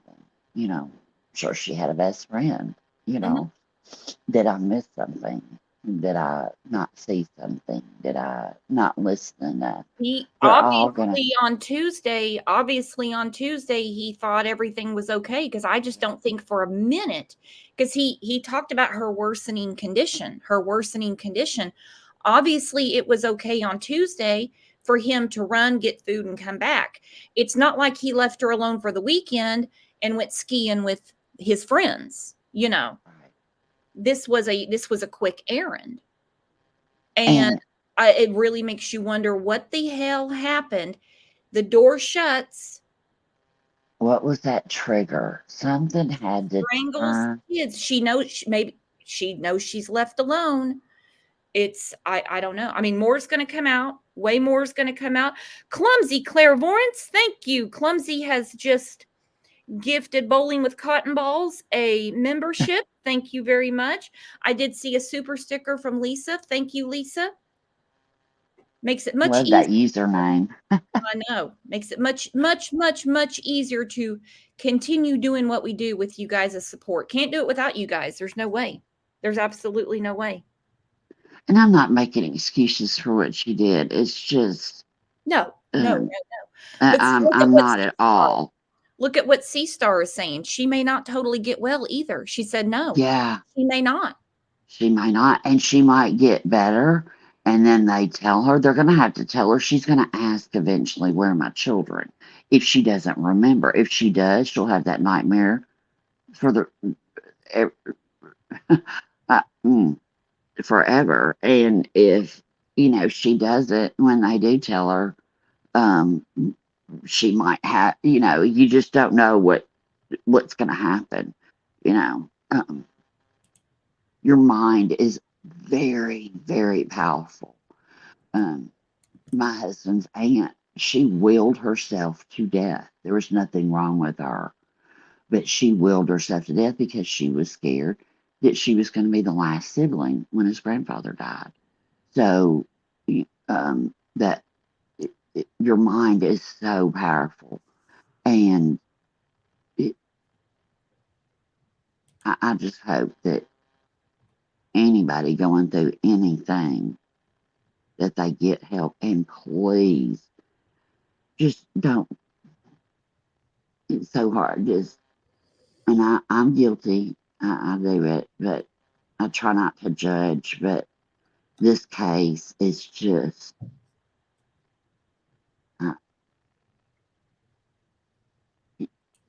if she had cancer and, had to leave her children because, mental illness is an illness, and a lot of people. Now, but everything that I'm reading, postpartum psychosis is not your garden variety. And I don't mean to say garden variety. It's not, I'm in a bad mood because it's cloudy outside today. Oh, God, and no. I haven't seen the sun in 6 weeks. So I just want to be really careful for the chat. If anybody is confused, I know we had, one lady was really mad, and she said it's all in your head.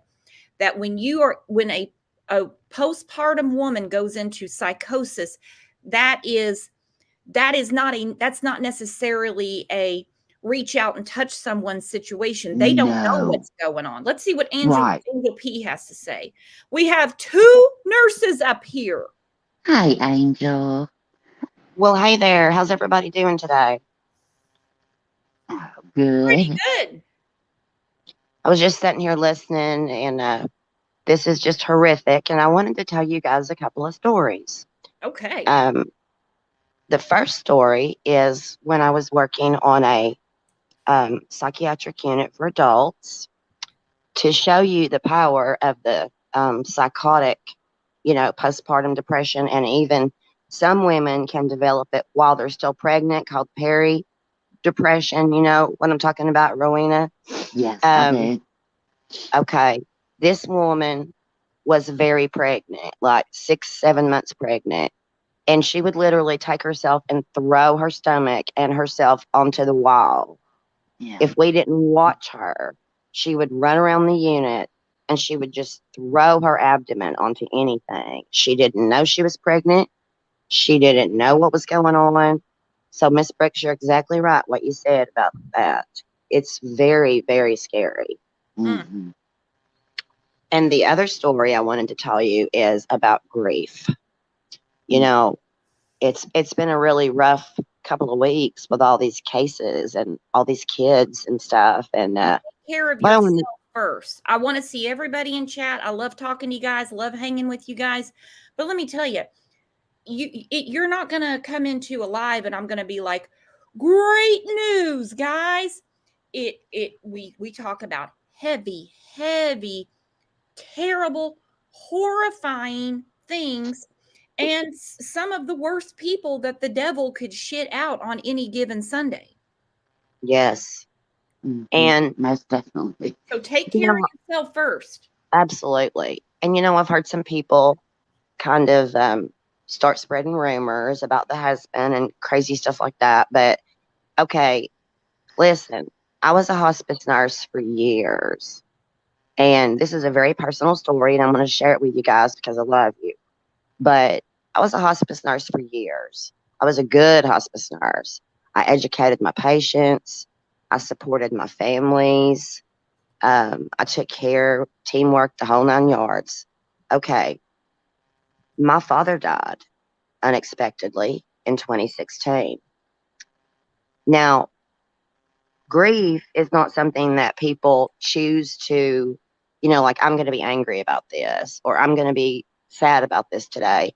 Grief is something that I feel like the Lord gave us because we can't handle whatever it is that's going on. It's so powerful. It's so, tremendous loss on our part.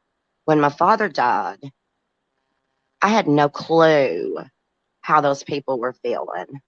I had no clue how much support those families needed. I thought I was doing great. But when it's your people, you don't know what you would do. My mother died 11 months later, unexpectedly. I was at the hospital when they did CPR on her. I saw her bleeding out. I saw her have a seizure. After she died, I drove straight to my parents' house and started looking for my mother all over the house because my mind would not accept that she was gone. Of course, I knew she was gone. So I just wanted to say that I think the husband needs a lot of support and that he needs, let's not judge him. This is a real medical condition. This is not something that people just decide to have one day. And this is very fatal and dangerous. As you can see, it's not the first time it's happened if it's not treated. No. Right. And everybody's individual. I had a patient that thought, honest to God, she thought she was pregnant with snakes. And it didn't, that was in her mind. And, and it's hard too. A lot of times when we had trouble with her because she was far off in her pregnancy, that a lot of inpatient, they're scared to death to take them. So I had a patient that took off the hardware off the cabinets and, put them up her vagina and just, she was just a bloody mess, just trying to, these are different patients. It's this. Yes.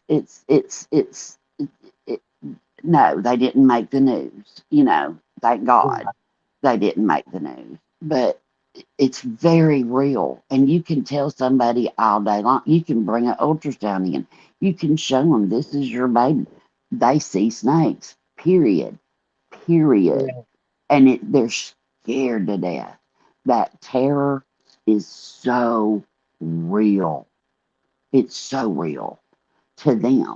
And I'm sure you've already talked about this, Rowena, because I was late getting in here, but a lot of people think the baby blues are the same thing as postpartum depression, and they're not. Did you already talk about that? I did.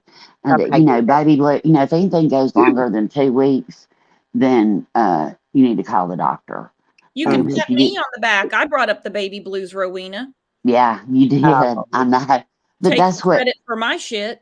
And we still use it. We still use it clinically. We still use it because people, they've talked to their mamas, they talk to their grandmamas, they talk, and it is the blues. You're just tired. You kind of think wackadoodle things.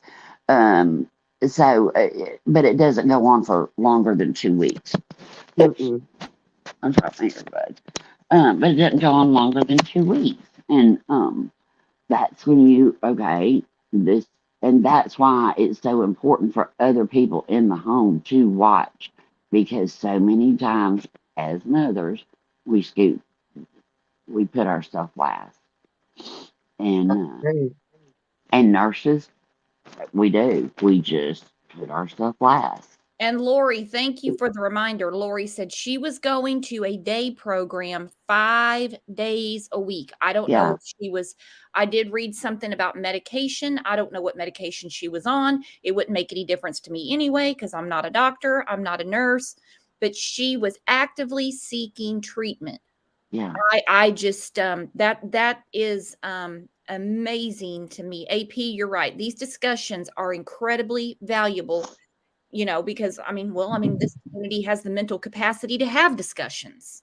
Yeah. And back when I worked on the SOC unit, that particular SOC unit, you would have, the problem is that back then you didn't hear so much about postpartum depression. I mean, you heard about it, but people weren't really as in touch. And Rowena, what am I trying to say? As aware of how it could happen to just anybody. So we might have schizophrenics, bipolars, depression, and one postpartum depression every once in a while. Right. Because I don't know if that's because of lack of awareness or why, but now you hear more about it. Yeah, and I think the OBs are, I've seen a change. I mean, it's been 27 years I've done this, and I've watched them change. I had my daughter 33 years ago, and they didn't ask me if I was depressed, Yeah. They didn't ask me, like, are you worried about taking 6 weeks off? And you're only going to get paid for 4, and that's because you take up your vacation time. It's like for years, So, and domestic violence, that increase. I'm not saying that this is part of this case, but pregnancy, the hormones, the stress, we had a big surge and of domestic violence, and I think doctors kind of got on board with that too. Is looking at what kind of support is in the home and starting there, because this can snowball. And I'm not saying everybody that has postpartum clinical depression and is getting treatment and medication and doing everything right, I'm not saying that it will ever go to this level, but it can. And that's a screening question when you go to the doctor as well now too. I don't know if it's Right. me or just my doctor decided to get with the times, because he's, he delivered all my kids. I've been with him forever and a day. Do you feel safe in your home? It was even asked. Right. And I'm like, no, I don't feel safe in my home. Have you met my cat? No. M cases, a lot of this stuff is not talked about enough. It's buried like it's taboo, and it is. I don't know what it is about the postpartum depression and psychosis that people fight on, even though it is centuries old. Hoping for Answers says, if she was that bad for the day program, why was she left alone with the kids? And but who's to say she was that bad? Who's to say? We don't know. We don't know what her condition was on that Tuesday. I guarantee that he is going to ask himself that question for the rest of his life, because going to pick up food and coming back, she could have been the old Lindsay that day. Yeah. She could have been. We don't know what flicked that switch. Maybe. So Something I don't know. flicked that switch. We just don't know. And she might not know. She might not remember. They're going to have to tell her one day what happened. She will either remember and relive it every day, or she won't, and she'll be like,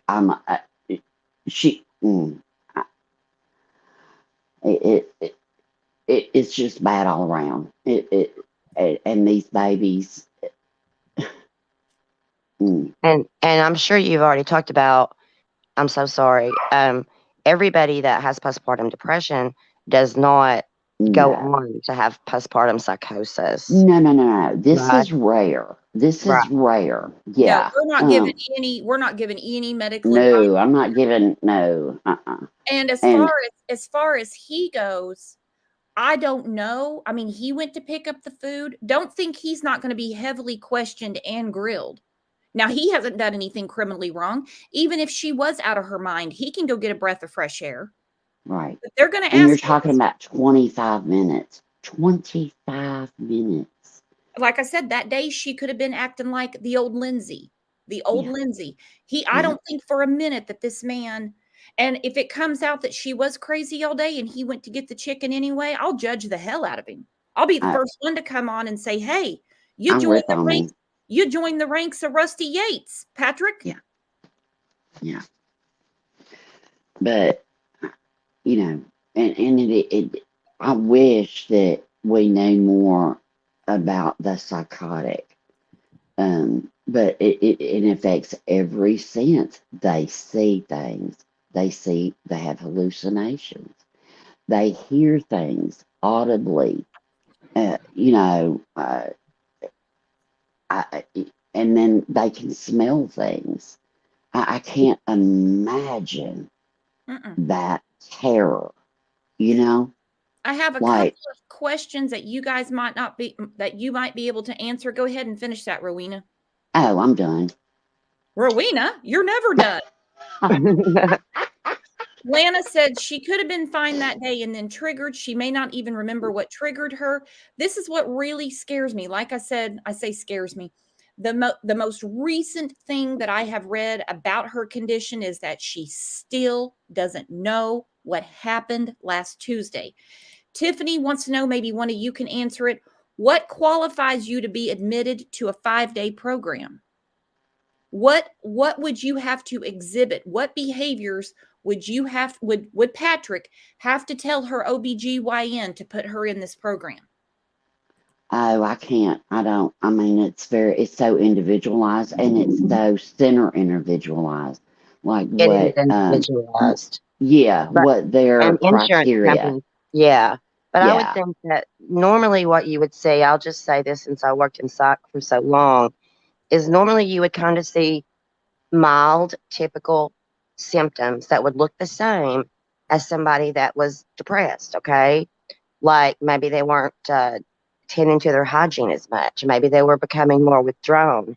Maybe they were verbalizing, oh, I dread this or I dread that. And maybe they were needing to be in a place where they were observed and structured, but not enough to where they needed to stay 24 hours, if that makes any sense. That's just an example. It does. If she was suicidal, if she had active suicidal thoughts, then she would be in 24/7 and That's right. suicide precautions would be on.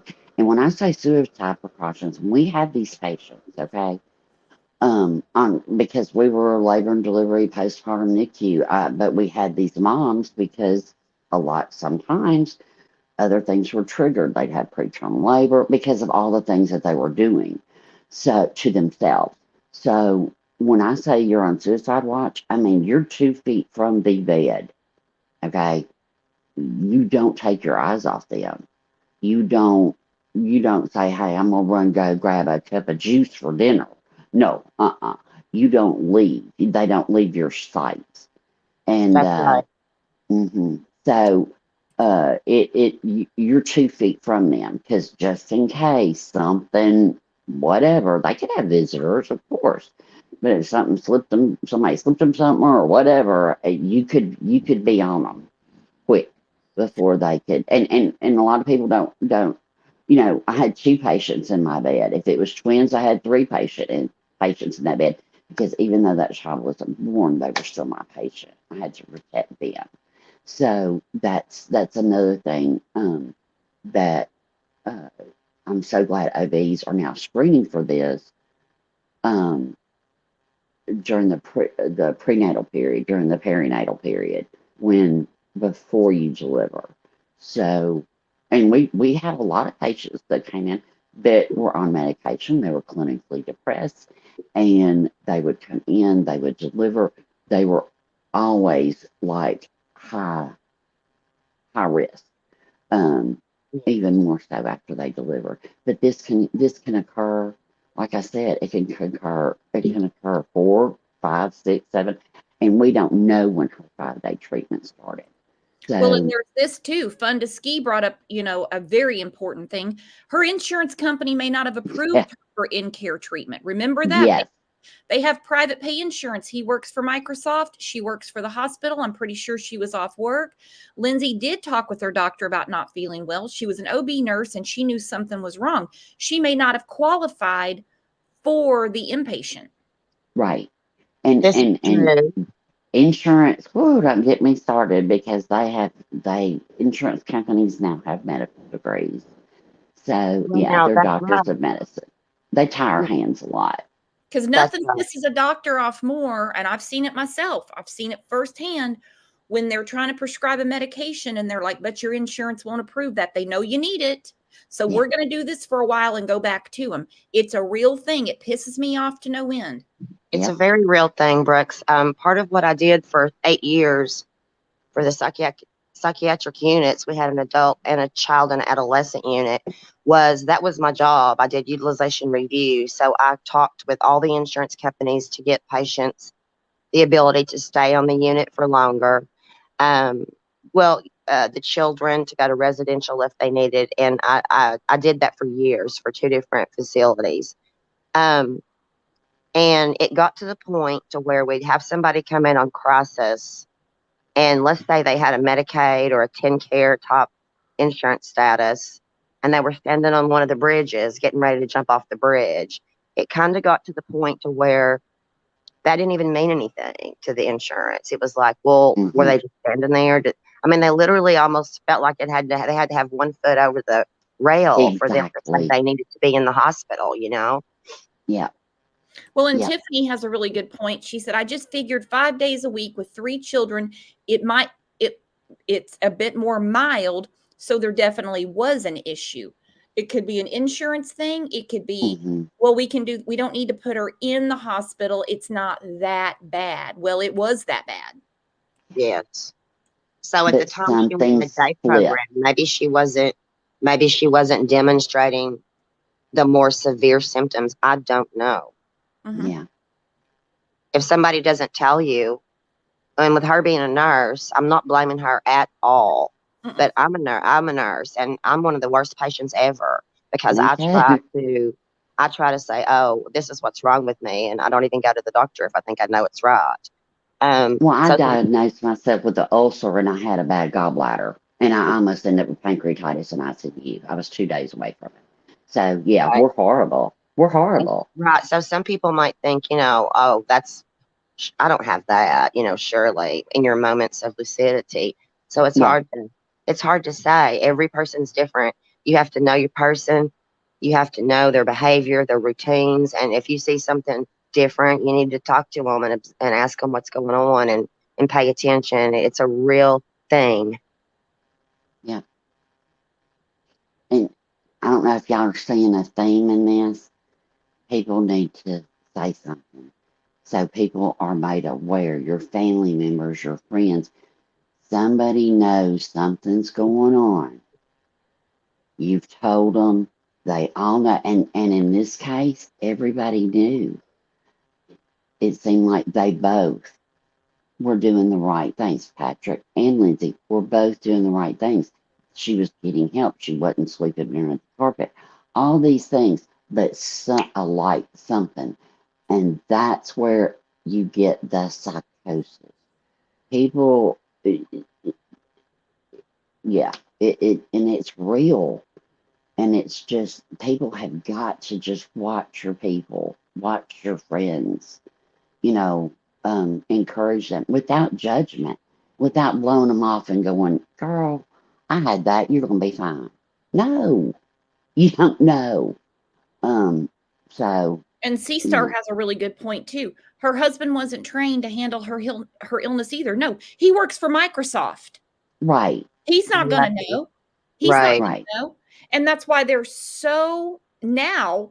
I mean, it was said to me when I had my children years ago, if you go through this, or this, or this, call us. You need to be assessed by a medical professional because let's face it, Microsoft Patrick doesn't know. So, and that's no fault of his own. Of course he doesn't know. That's why they say get to the ER, have a medical professional assess you. But if you don't know, you don't know. If someone seems happy-go-lucky, wow, she snapped out of it. Just, I'm just using a scenario. I don't know. Then of course he's going to go and run and get the chicken. Yeah. It's just heartbreaking, and I wish there was a magic pill and everybody could get it. I'm telling you, this really freaked me out. When I saw what Christina posted, I was like, hang on, what am I reading? Whoa, hang on, 2023? Have we not come further than that? No. I mean, yes, but no. Mm-hmm. Same with mental illness. I mean, we got to It's do an better. illness. We have to It's do an better. illness. And, I had a lot of patients that, I'm not saying that Lindsay wasn't. I'm not saying, or was. I don't know. I don't know her medical history. But not being pregnant, patients that, are bipolar, or let's say high blood pressure. Okay. My stepmother, I would ask her, well, I don't have high blood pressure. Well, you don't have high blood pressure because you're on blood pressure medicine. You're not diabetic because you're on insulin. You're still diabetic. Mental illness is no different. And a lot of times I had patients and they were pregnant, and so everything, they had to be taken off their medication. So now you've really got a crisis. And they would, and a lot of patients, like after they deliver, they would quit taking their medicine because, they felt better. Well, you feel better because you're taking your medicine. So there's tons of risk factors, and everything is individualized, and you have to just look individually. But the psychosis is the difference between clinical depression and going into a psychotic state. Yes, So, ma'am. yeah. You So, got all those chemical imbalances going on in the brain. You got the hormones, and even the thyroid can act oh, differently yeah. during this time. Yes, ma'am. Yep. I mean, there's so many, there's so many physiological changes. And then there's so many changes in the family dynamic, even the extended family and things like that, where things can just compound, and that's what makes it so individual. But Oh, I yeah. think And you- like you even said extended family, nothing gets me going around here anymore than my mother-in-law. Woo! Woo! I always said God either gives you a good mother or a good mother-in-law, and if you get both, you must be doing something right. I tell you what, that's the reason around here, man. The daughter-in-laws, they I mean, I've got one, almost two, hopefully three, if things seem to be going well. And I mean, I cater to those chicks. I don't ever want them to, when I call, I don't ever want them to be like, it's your effing mother again. I think I was the first house that had caller ID just because of my biological mother. My stepmother is my best friend, so yeah. It's like I called my Everybody's mother-in-law, different. when his trailer caught on fire on, Oh, between Shreveport and Dallas. So I call her and she goes, well, have him just call me. I said, have him call you. He what? died. Oh, You girl. idiot. Oh, my Lord. God. So then I get a hold of Greg, and he's telling me what's going on. I said, well, while I'm on a tear, let me tell you how worthless your mother is. He's like, okay, Brooks. And if I can just re-emphasize the need in order to help raise awareness, ask people how they're feeling. Ask people how they're doing. Just like with grief, people often, when someone has a loved one that dies, they don't want to bring it up. They don't know what to say. They're afraid that if they ask them how they're feeling or talk about the person that died, that it's going to trigger some kind of horrible response. Then they won't know how to handle it. Just talk to them like normal. They want to talk about the people. They want to talk about the person. Ask them how they're feeling. Yeah. Mhm. Excellent. That's excellent advice because people usually won't reach out and say, "Hey, I need help."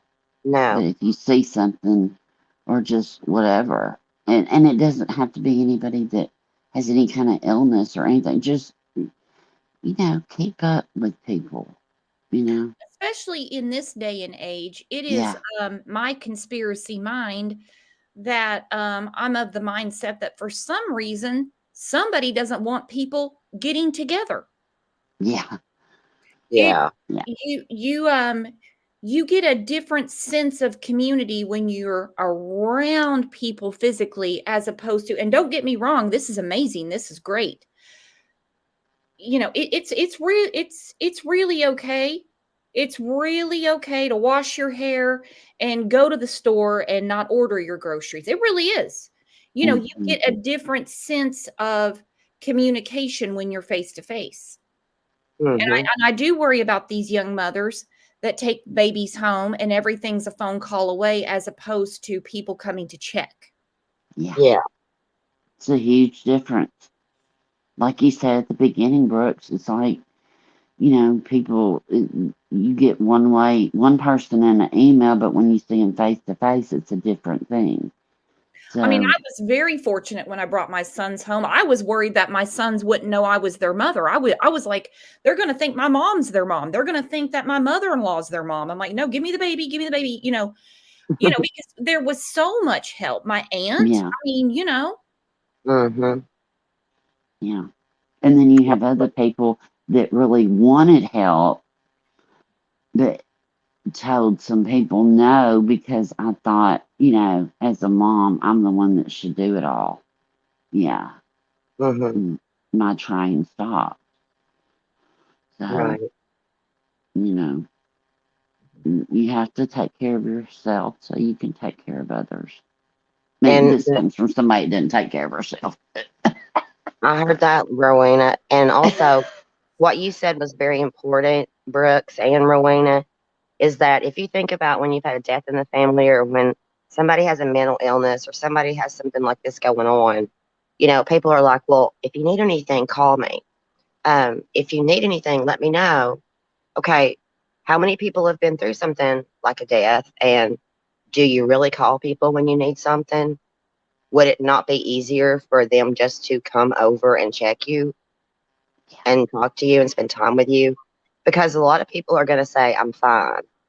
I'm fine. I'm doing okay. They don't even want to tell you what's going on. So it's important to keep close relationships with people and don't just assume they're okay, especially if you know them and you know that when they say, I'm fine, that normally means that they're not okay. Just pay attention to things like that and take them because up on it. If someone says, call me if you need anything, that anything could just be a listening ear. Take them up that's on right. it. That's Yeah, right. yeah. Take them up on it.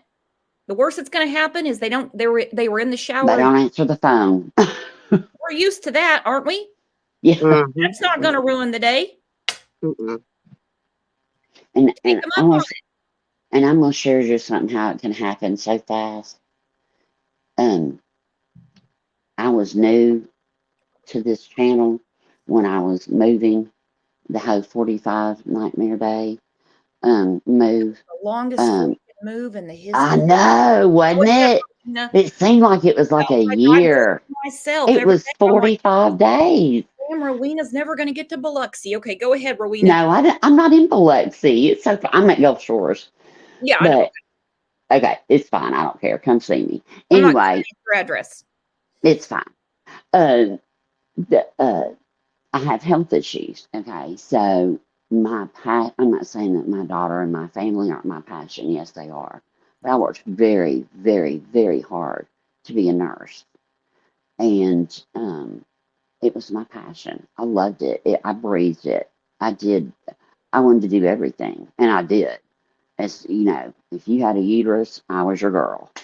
But uh, I had some health issues that I struggled with for years and years and years and years, and it physically became not possible, even working from home for an insurance company as a high risk OB case manager. So I had to go on disability. My world was rocked. I laid in the bed for 3 days, and my dog that passed away February 21st last year, he knew all my secrets. He knew. He knew how depressed I was. Then I go through all this stuff, and I had to have back surgery.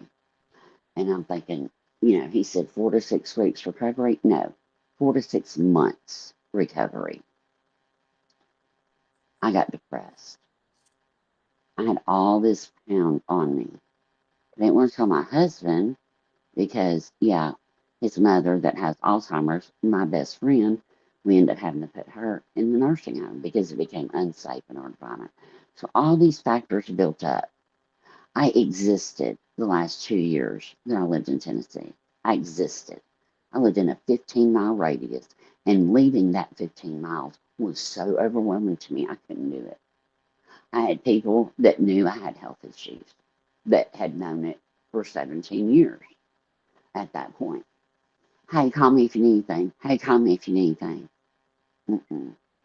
I never picked up the phone. I never called because I didn't want to be that person. That I wanted to be that person like when you called, it was like, hey, we're going to laugh. If I couldn't laugh, then I wasn't going to call. My husband, he was like, hey, we're selling the house. I was like, do what? Yeah, we have 45 days. We're selling the house. We got to go. My daughter lives here. I had really nobody there. I had all my friends and my very best friends, but I didn't want to be a burden.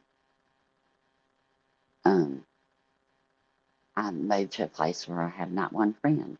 Now I have a friend. She's a liquor distributor. Love her.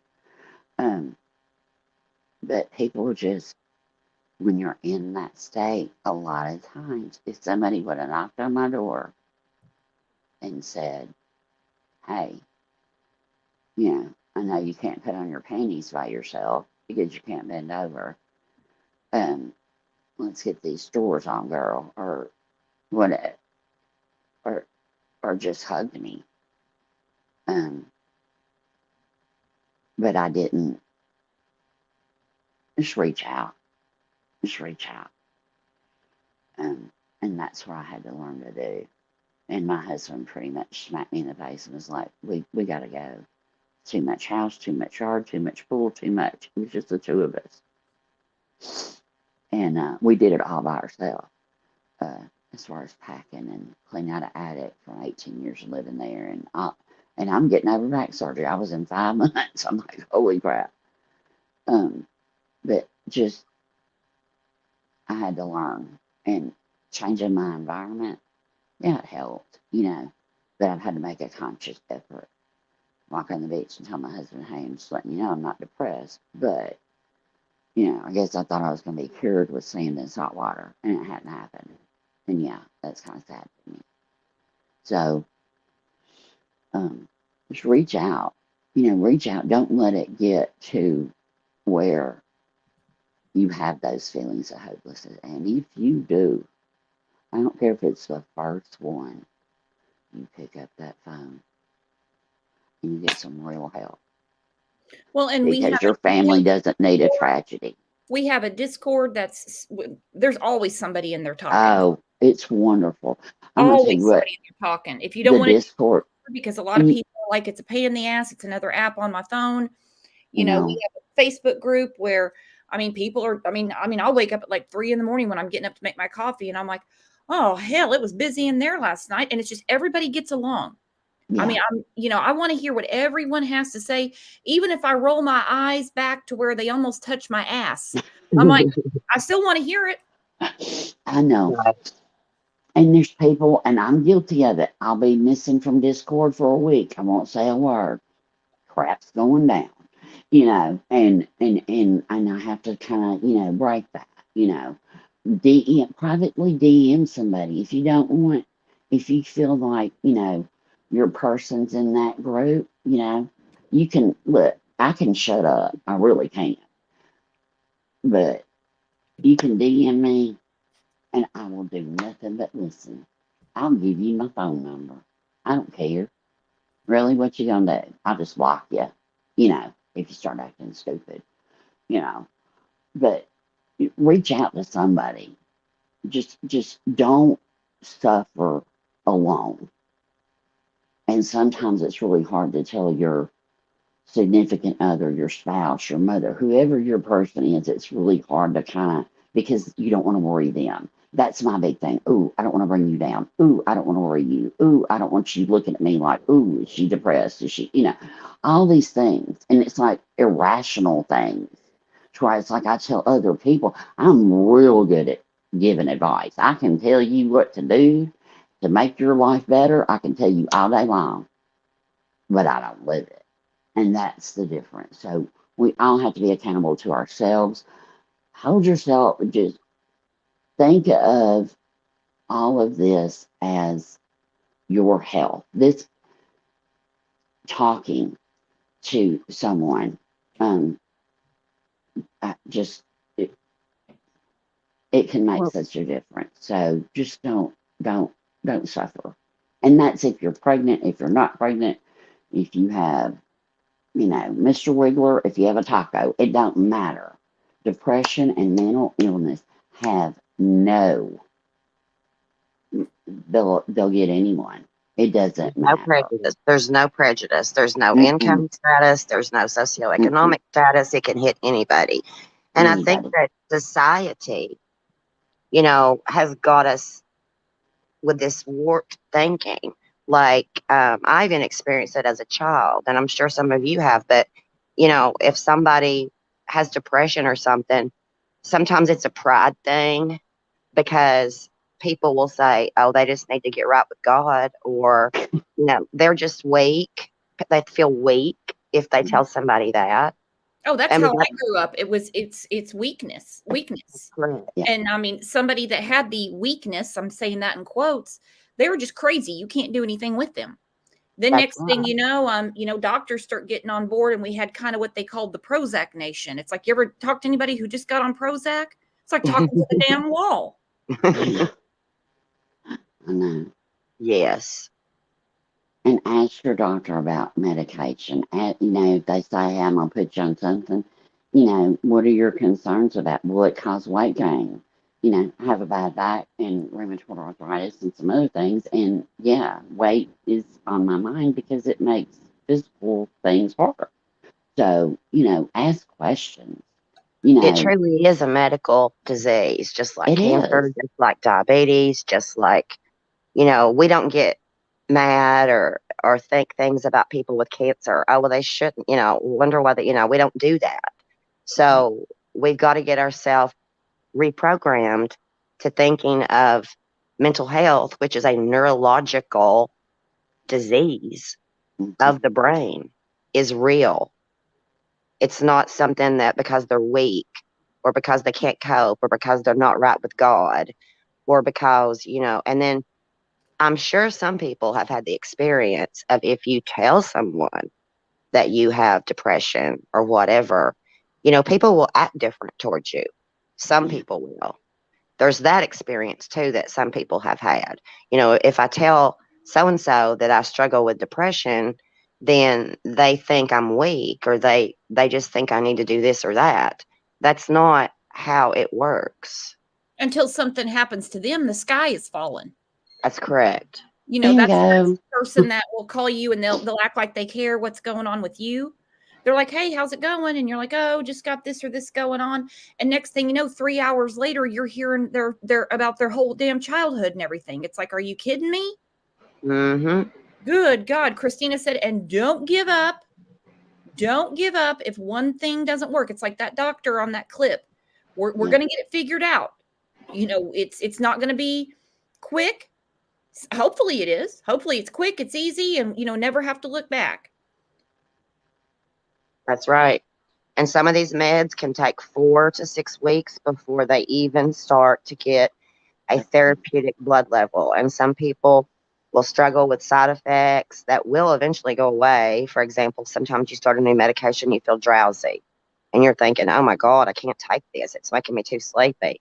That will eventually wear off once your body gets used to it. And, most people go to the doctor.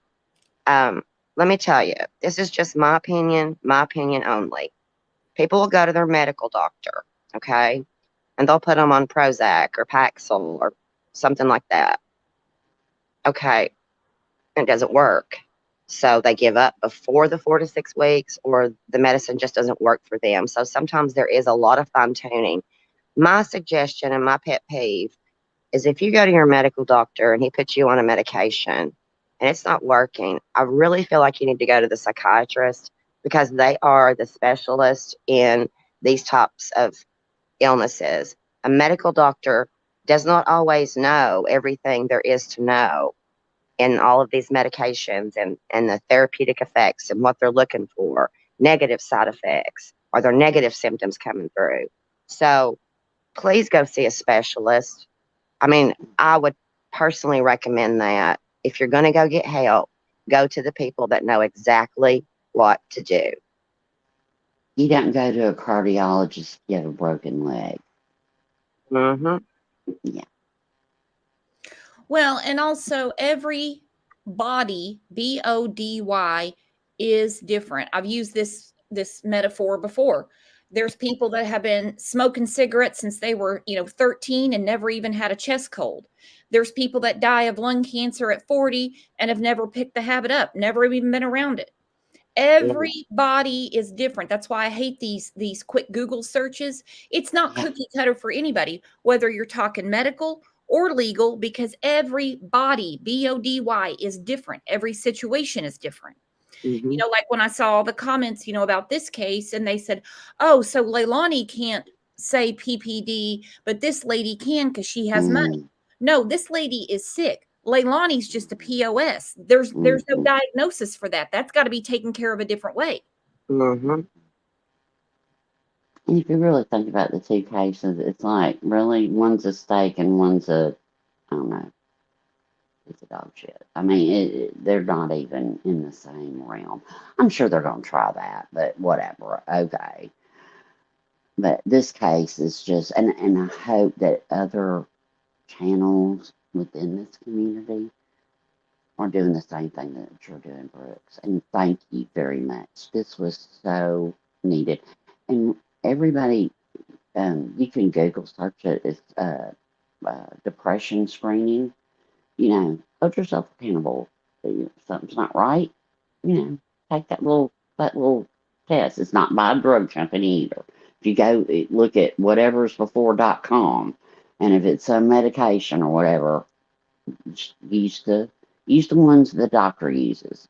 10 questions, no big deal. That's right. And if you get diagnosed with depression or anxiety or another mental health disorder, just okay. That's okay. You're not weak. You're not right with God. You are okay. It's okay. It was easier for me to bury my head in the sand and just kind of, tell my dog and, hold everything, inside than it was to actually reach out and go, hi, I ain't right. Yeah. And, and with this case, with Lindsay Clancy, postpartum or not, she murdered 3 babies. So it's not gonna be it's not gonna be an easy road for her. It's not. And they're gonna really be rolling the dice if this goes in front of a jury, which I have a feeling it will, because you're going to have some women saying, I've been through it. I didn't kill my children. You're going to have some that are sympathetic to her. None of this is going to be easy. None of it. This is tragic. It's heartbreaking if she does ever snap out of it, because I don't know how long psychosis could last, because I'm not a doctor. I don't know. She might not ever. I mean, some people, it's just, one thing is, okay, the psychosis again get flicked on. They're completely void of reality. It's terrifying. But your mind also, it's so strong. It can be a defense mechanism.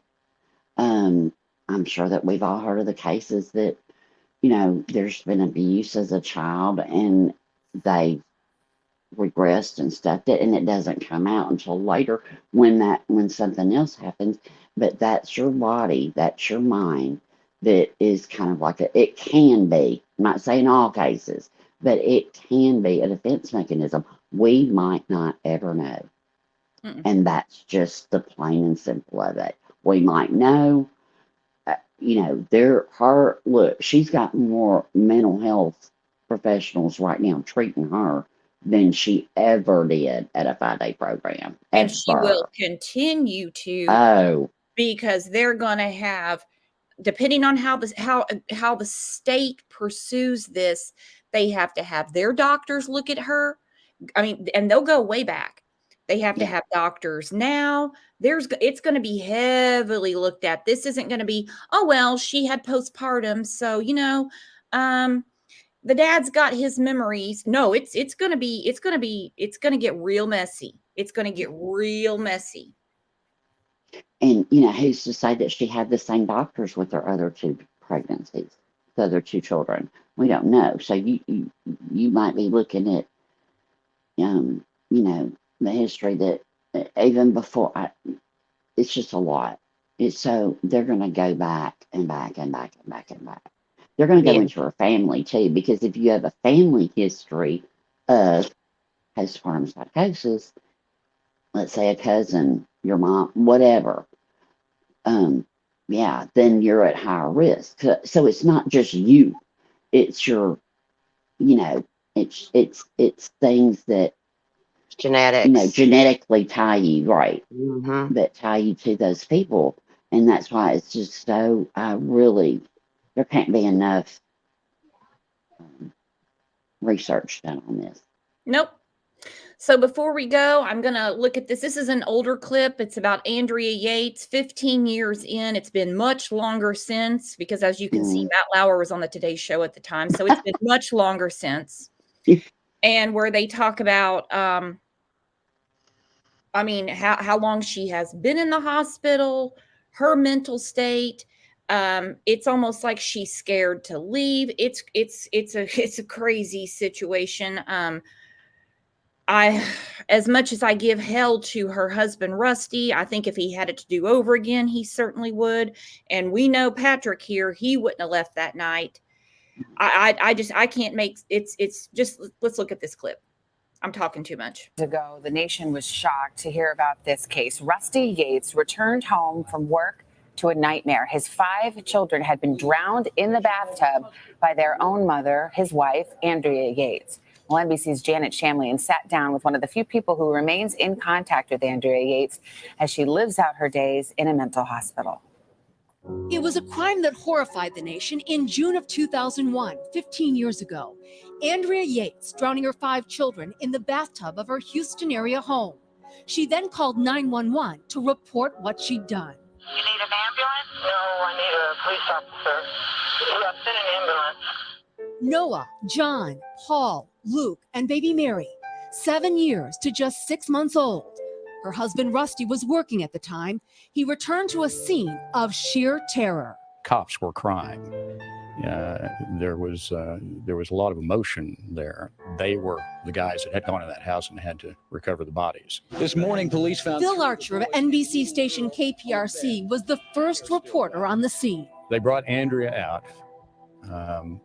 and her clothes were still wet, and her hair was still wet from the bathtub. And they brought her out, and she looked like a zombie. There was a sort of wildness in her eyes. Even with a long and documented history of mental illness, including suicide attempts, she was charged and convicted of capital murder. But the verdict was later overturned, and in a subsequent trial, she was found not guilty by reason of insanity. She testified she believed her children's deaths would save their souls. Andrea Yates was committed to a Texas mental hospital where she remains today, now 52 years old. You talk to Andrea on a weekly basis? I'd say probably about every 7 or 8 days. How is she doing? She is, I think, doing remarkably well. She has excellent care. George Parnham was and still is Andrea's attorney. There's not a day that goes by where she doesn't care for, talk about, is happy about her children's lives before June the 20th, and grieves for her children. Parnham says she spends her days making crafts, which are sold anonymously to benefit charity. And according to People magazine, she also spends time watching videos of her children. The hospital where she is, there are no razor wires, there's no bars, there's no armed guards, no fences. For the most part, it's a life of solitude. She never leaves the hospital and has few visitors. And while the case comes up for review yearly, Andrea has never sought to be released. Rusty Yates divorced Andrea 3 years after the incident. He later remarried and had another child, a son who's now 8. According to recent court documents, his second wife filed for divorce last year. In a 2015 interview with Oprah Winfrey, he spoke about his grieving and where his acceptance is now. For some reason, when I think about them today, I think of them as being, teenagers. Because he would be 20. Or young adults. Your oldest son would be 20 now. It's really easy to get caught up in how they suffered or the fact that they're gone. And what I tried to do was say, look, I'm not going to let these events steal, that joy, the joy that we had for those 7 years. I can name a worse situation than this, maybe with the exception of Sandy Hook. The added element here, of course, is that the children were killed by the one person that should have guaranteed their safety. 5 beautiful lives lost. 15 years later, a tragedy that still resonates. For Today, Janet Shamley and NBC News, Houston. Hello, Today fans. Thanks. If it wasn't for her attorney, she would probably have been sentenced to death. I don't know how he came across postpartum. I don't know. I mean, I have to go back and look at it again. There is several documentaries where he wanted to go to trial. He wanted to put all this in front of a jury to understand that she was not in her right mind. And he's almost adopted her as like a daughter, to be quite honest. I mean, they are still extremely close. And I just saw an article about her a few months ago, and they said that it had come up again for her to leave the hospital, and she skips that altogether. She'll probably die in that hospital. It's awful. It's awful. But I want to thank you for coming up, Rowena. Great conversation. You brought a lot out. Angel P, my girl, thanks for coming up. Sure. Angel, you're an angel. Brooks, you're an angel. Rowena, Brooks has my number if you ever need me. She can give it to you. And I mean that. See, I just did it. I'm fine in my head. No, I am. It's all good. But, just everybody just watch out for one another, And thank you, Brooks. Thank you so much. What you're doing. Yep. Thank you, ladies, for coming up. Couldn't have done it without you. Okay, thanks. Bye. Hey, guys, thanks for coming in for this show. I know that, well, we don't have to worry about it around here, but I'm just going to say other channels, it could go one way or another. But you guys aren't like that. You can actually have adult conversations, and there's no dumpster fire.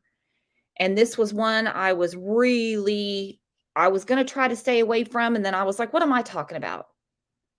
Of course we can talk about this. Nobody's going to go crazy. Well, I'm going to go crazy in a few hours because my Chiefs are going to be playing. So you guys have a great rest of your day. Enjoy the football. I saw your predictions. I guess we'll know more tomorrow. Going to be live tomorrow morning at 9 a.m. I'm not sure what the topic's going to be right now. I haven't really got into it, but we will. We'll be together regardless. So, again, you guys have a great rest of your day. Go Chiefs. I can say that because I'm the only one up here. And I'll see you back here tomorrow morning. You guys are the absolute best. This was a really hard topic to talk about, and we did it. See you tomorrow.